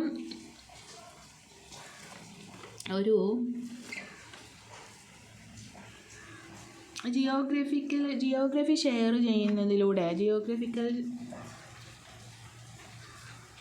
sharing എന്തിൽ വേണം, ഈ federal ഗവൺമെൻറ്റിൻ്റെ അത് നിലനിൽക്കാനുള്ള ആവശ്യമാണ്. അപ്പോൾ the size of the state may be very large or very small, but what is needed is that the entire area of the state must be geographical continuous, and if a big distance cuts off parts of the state from one another, the system cannot be successfully work out. അതായത് പിന്നെ വളരെ distance ആണ് ഒരു സ്റ്റേറ്റിൽ നിന്നും മറ്റൊരു സ്റ്റേറ്റിലേക്ക്. അപ്പോൾ എന്ത് ചെയ്യും, അവിടെ ഈ ഫെഡറലിസം അത്ര സ്മൂത്തായി വർക്ക് ചെയ്യില്ല. And community of interest, federal സിസ്റ്റത്തിൽ കമ്മ്യൂണിറ്റി ഓഫ് ഇൻട്രസ്റ്റ് ഉണ്ട്. അതായത് ലാംഗ്വേജ്, റിലീജിയൻ, കൾച്ചർ ഇതിൻ്റെയൊക്കെ ഒരു കൂടിച്ചേരൽ നമുക്ക് അവിടെ കാണാൻ പറ്റും. അപ്പോൾ ഇവിടെ എന്താണ്, it stands on the principle of unity in diversity and similarity of social and political institutions, because the central and state must have same of government. And in federal countries like Canada and India, that the parliamentary form of government prevails the center and also in the state. So likewise in USA, presidential form of government prevails and the center also in the state. അപ്പോൾ ഇങ്ങനെയുള്ള ഒരു social political ഇൻസ്റ്റിറ്റ്യൂഷൻസിൽ similarity കാണും. Then absence of marked inequality. As far as practicable the units of federal state should enjoy equality of status in respect of their powers, though not in respects of their territorial and demographic composition. It is not possible that all units of a federal state are of equal size or they have equal density of population. It is however essential that there should be no inequality in matters relating to distribution of powers as far as possible. അപ്പോൾ സൈസിലും പിന്നെ പോപ്പുലേഷൻ്റെ കാര്യത്തിലൊക്കെ മാറ്റങ്ങൾ ഉണ്ടായേക്കാം, പക്ഷേ അവർക്ക് power distribute ചെയ്ത് കൊടുക്കുന്നതിൽ inequality പാടില്ല എന്നുള്ള. Socio economic development, federal system cannot work successfully unless there is socio economic development of the country. Economic development is also equally necessary. Moreover, it is essential that social and economic development cover the entire country. There should be no imbalance in this regard. Political ability വേണം. Political ability of the peoples has its own significant role. It refers to a developed political culture. നല്ലൊരു developed political culture വേണം federal system work ചെയ്യാൻ. Political and national integration വേണം. The people of federal country should be integrated politically as well as nationally. Central state relation വേണം. There should be a happy coordination between central regional governments.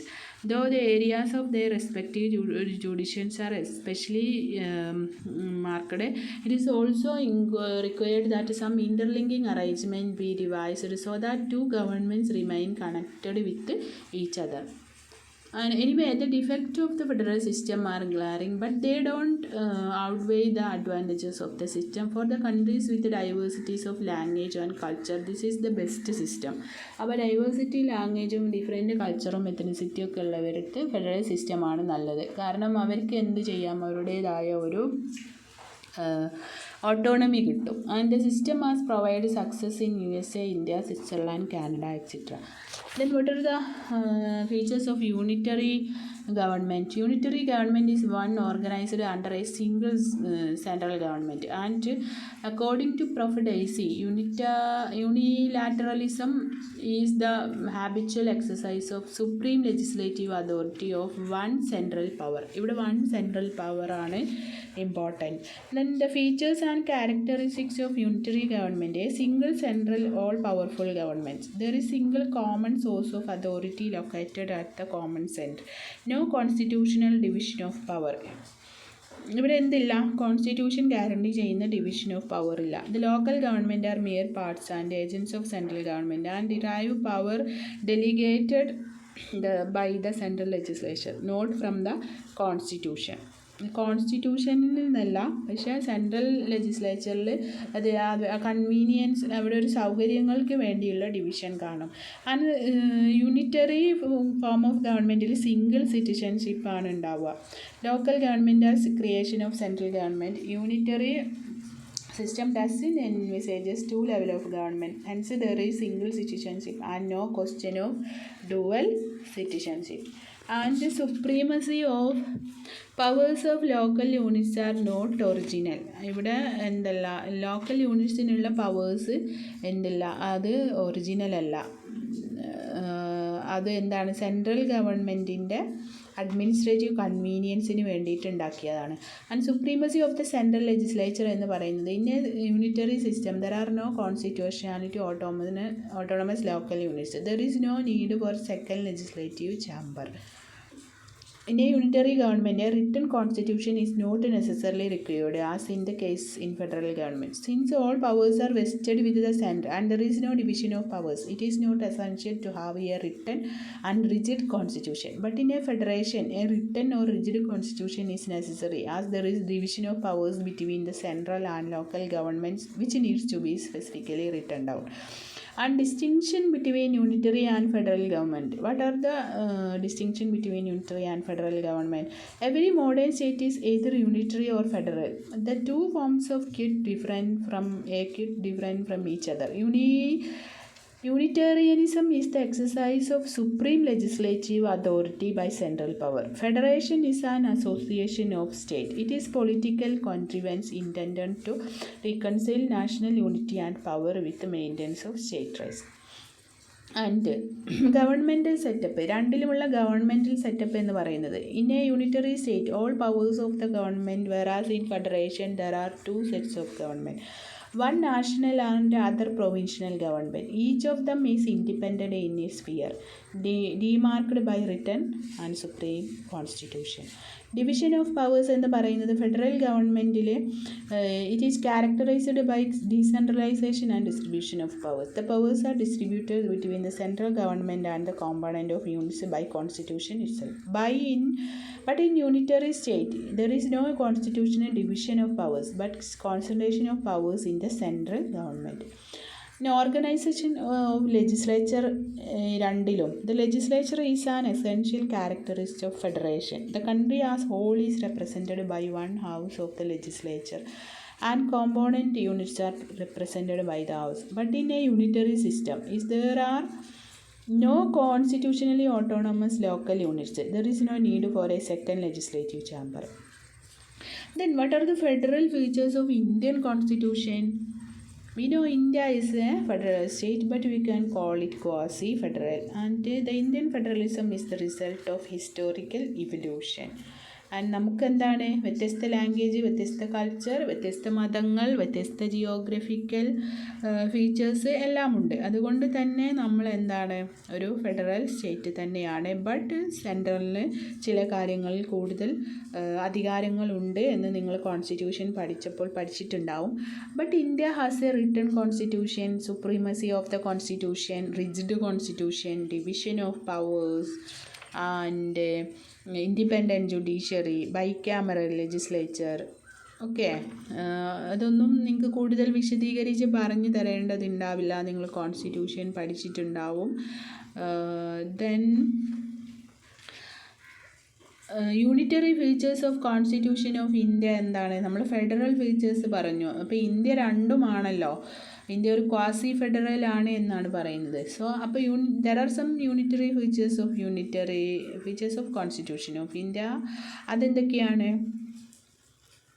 Indian constitution unitary ആണ് in nature എന്ന് പറയുന്ന scholars ഉണ്ട്, India federal state ആണെങ്കിലും. അപ്പോൾ it has been argued that Indian constitution doesn't satisfy certain essential test of federalism, namely the right of the units to make their own constitution and provision of double citizenship.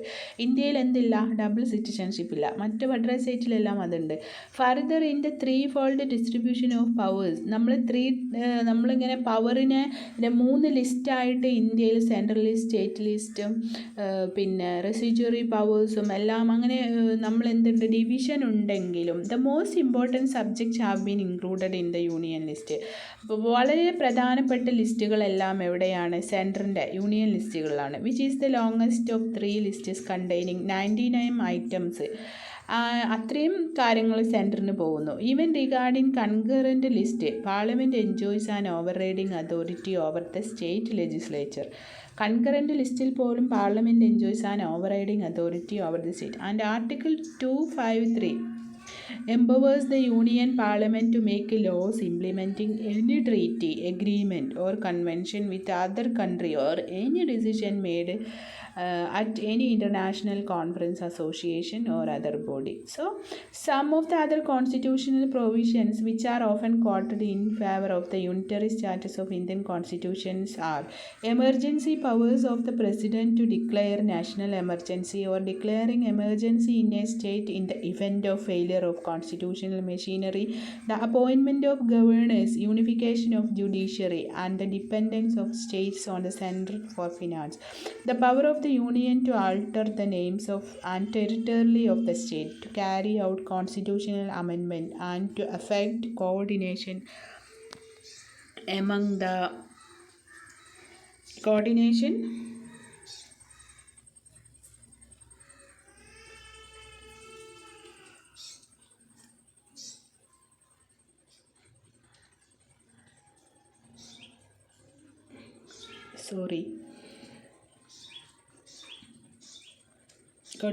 among the states and settle their mutual dispute is also regarded as an indicator of the unitary character of Indian constitution.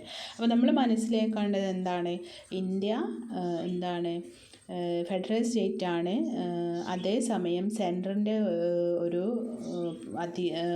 Supreme power ഇവിടെ നിലനിൽക്കുന്നു. സെൻട്രലിൻ്റെ ഒരു കോപ്പിയാണ് സംസ്ഥാനങ്ങളുടെ ഭരണങ്ങളിൽ നടക്കുന്നതെങ്കിലും കൂടുതൽ powers സെൻട്രലിനാണ്. And even സംസ്ഥാനങ്ങളിൽ emergency പ്രഖ്യാപിക്കാനുള്ള അധികാരങ്ങളടക്കം സെൻട്രലിനുണ്ട് എന്നുള്ളതല്ല. And American federalism എന്ന് പറയുന്നത് അത് the modern idea of federalism start with the formation of American federation. It has all conditions necessary for the success of A federation. The features of American federation are the following. അമേരിക്കയിൽ ഒരു federation നിലനിൽക്കേണ്ട എല്ലാ കണ്ടീഷൻസും അത് success ആയ ഒരു ഫെഡറേഷനാണ്. അപ്പോൾ they have written and rigid constitution and division of powers എന്ന് പറയുന്നത് അവിടെ വളരെ ഐഡിയലാണ്. ആൻഡ് സുപ്രീം കോർട്ടും ജുഡീഷ്യൽ റിവ്യൂവും അവിടെ ആക്റ്റീവാണ്. And equality of representation of state in the second chapter of the Congress. And അമേരിക്കയിൽ ഡ്യുവൽ സിറ്റിസൺഷിപ്പ് ഉണ്ട്. And federal state relation in America എന്ന് പറയുന്നത് American model of federation and it's first among the federal system in the modern era. In the American federation the central government can exercise only such power as an enumerated in the constitution. That means the national government has only a limited power. So in theory the national government of America is a weak central government, but the modern trend in the USA reveals that the central government became more and more powerful due to some provisions of the constitution and judicial interpretation. And സ്വിറ്റ്സർലാൻഡിലാണെങ്കിൽ this is confederation the oldest existing federal state. And this constitution provided for a central authority while leaving the cantons the right to self government on local issues. And but we can say in this confederation the powers are divided so that reserve of powers is left with the cantons. The constitution is supreme, but it is left open at every point to an absolute democratic check by the instruments of the referendum and the popular initiative. And finally the federal judiciary has no power of interpreting the constitution.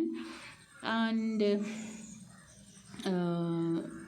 A unitary state is a state governed as one single unit in which the central government is supreme and in administrative divisions exercise only powers that the central government chosen to delegate. So the great majority of states in the world have a unitary system of government. എന്താണ് unitary system എന്ന് പറയുന്നത്? Unitary സിസ്റ്റത്തിന് എന്താണ്? State is a unitary state is a state governed as one single unit in which a central government is supreme and any administrative divisions exercise only powers that their central government chooses to delegate. Central ഗവൺമെൻറ്റിന് എന്താണ് അങ്ങനെ administrative പർപ്പസിന് വേണ്ടിയിട്ട് choose ചെയ്യുന്ന ഒരു ഡിവിഷനേ ഉണ്ടാവുള്ളൂ. ബാക്കിയെല്ലാം central ഗവൺമെൻറ്റിൻ്റെ യൂണിറ്ററി സ്റ്റേറ്റിൻ്റെ സിംഗിൾ യൂണിറ്റ് അവരുടെ സെൻട്രൽ ഗവൺമെൻറ്റിൻ്റെ സുപ്രീം പവർ ആയിരിക്കും യൂണിറ്ററി സ്റ്റേറ്റിൽ. So the great majority of states in the world have a unitary system of government. The two essential qualities of a unitary state may therefore said to be the supremacy of the central parliament and the absence of its subsidiary sovereign bodies. A unitary state is a single unit in it. It concentrates all power and authority in one single government. And in a unitary state, there is only one state and one government. There is only one supreme legislature, executive and judiciary. The authority of the central government extends throughout the length and breadth of the country, and it has power on all subjects concerning the country and the people. However, there are administrative units for convenience. They have to derive their powers from the central government. It follows that the concentration of all powers in the central government is the essential features of a unitary system. The local government enjoy no autonomy. Their positions is like that of subordinate governments. They are merely part of the central government created and altered at the will of the central and not by the constitution. അപ്പോൾ unitary സിസ്റ്റത്തിൽ constitution അടിസ്ഥാനമാക്കി ആയിരിക്കില്ല local അഡ്മിനിസ്ട്രേഷനിൽ power കിട്ടുക. പിന്നെ എന്താണ്? at the will of the centre and not by the constitution. The local units in Britain are called borough and that France departments. And British unitary system, the United Kingdom is an example of unitary state, and the UK government remains responsible for national policy on all matters that have not been devolved, including foreign affairs, defence, social security, macroeconomic management and trade. It is also responsible for government policy in England on all the matters that have been evolved into Scotland, Wales or Northern Ireland. The UK Parliament is still able to pass legislation for any part of the UK, though in practice it is only dealt with the devolved matters with the agreement of the devolved governments. And in Scotland, Wales and Northern Ireland, some government policies and public services are different from those in England. The UK central government has given certain powers to devolved governments so they can make decisions for their own areas. And Chinese unitary government എന്ന് പറയുന്നത് anyway finally നമുക്ക് പറയാൻ പറ്റും UK system seems to be unitary, sovereignty is retained in parliament എന്നുള്ളത്. Then Chinese unitary ഗവൺമെൻറ്റിലാണെങ്കിൽ China established in 1947 it's unitary system which is totally different from the federal system in Switzerland and USA. And in a world historical tradition, ethical groups and international environments all contribute to the establishment of the unitary system in China. China adopts a typical unitary system. The CPRC, the only constitution in China, has the highest legal force and is the fundamental law. And The Central People's Government, the State Council, is the People's Republic of China is the highest administrative executive organ, and local people's governments are all the China's executive organs under the unified leadership of the State Council, and all the people in China's ethnic group have Chinese nationality, while double nationalities are prohibited in China. And the most important of all, the power of local authorities is authorized by the central government, which is fundamental feature of unitary system, and this is existing in China. And China has large number of regions which take different forms, but China established a strong unitary system in the world. And what about the French unitary system? In France, it is a unitary semi-presidential republic with both president and a prime minister who shares power. We have already discussed this matter. And the French parliament is a bicameral legislature comprising a national assembly and a senate. And the National Assembly deputies represent local constituencies and are directly elected for 5 years term, and the Assembly has power to dismiss the cabinet, and thus the majority in the Assembly determines the choice of government. An electoral college chooses senators for 6 years term. It was originally 9-year terms, but now it is 6 year, and 1/2 of seats are submitted to election every 3 years starting in September 2008. And France has a unitary semi-presidential republic. What you have to understand that France has a unitary semi-presidential republic, and they have a president and prime minister. A unitary state is a state whose 3 organs of state are governed constitutionally as one single unit with one constitutionally created legislature. The semi-presidential system is a system of government in which a prime minister and a president are both active participants in the day-to-day administration of the state. So this system is existing in France. The government of the French Republic is a semi-presidential system determined by French Constitution of Fifth Republic, and the nation declares itself to be an indivisible, secular, democratic and social republic. The Constitution provides for a separation of powers and proclaims France's attachment to the rights of man and principle of national sovereignty as defined by the Declaration of 1789. So, in France, the national government of France is divided into an executive, a legislative and a judicial branch. The president shares executive power with his or her appointee, the prime minister. The cabinet globally, including the prime minister, can be revoked by the National Assembly, the lower house of parliament, through a censure motion. This ensures that the prime minister is always supported by a majority of the lower house. It passes statutes and votes on the budget. It controls the action of the executive through formal questioning on the floor of the House of Parliament and by establishing commissions of inquiry. So, the Constitutional Council, there is one Constitutional Council. That Constitutional Council checks the constitutionality of the statutes, members of which are appointed by the President of the Republic, the President of the National Assembly, and the President of the Senate. So, since the revolution of 1789, France has had an uniform and centralized administration, although constitutional changes in 2003 now permit greater autonomy to the nation's regions and departments. അപ്പോൾ ഇവിടെ എന്തുണ്ട്, റീജിയൻസിനും അല്ലെങ്കിൽ അവിടെ എന്തുണ്ട്, ഒരു mixture system നിലനിൽക്കുന്നത് കൊണ്ട് തന്നെ അവിടെ ഒരു യൂണിഫോം ആൻഡ് സെൻട്രലൈസ്ഡ് അഡ്മിനിസ്ട്രേഷൻ നിലനിൽക്കുന്നുണ്ടെങ്കിലും കോൺസ്റ്റിറ്റ്യൂഷണൽ ചേഞ്ചസ് വഴി ഒരു ഗ്രേറ്റർ ഓട്ടോണമി അവിടുത്തെ റീജിയണൽ ലെവലിലും ഡിപ്പാർട്ട്മെൻറ്റ്സിനും കിട്ടുന്നുണ്ട്.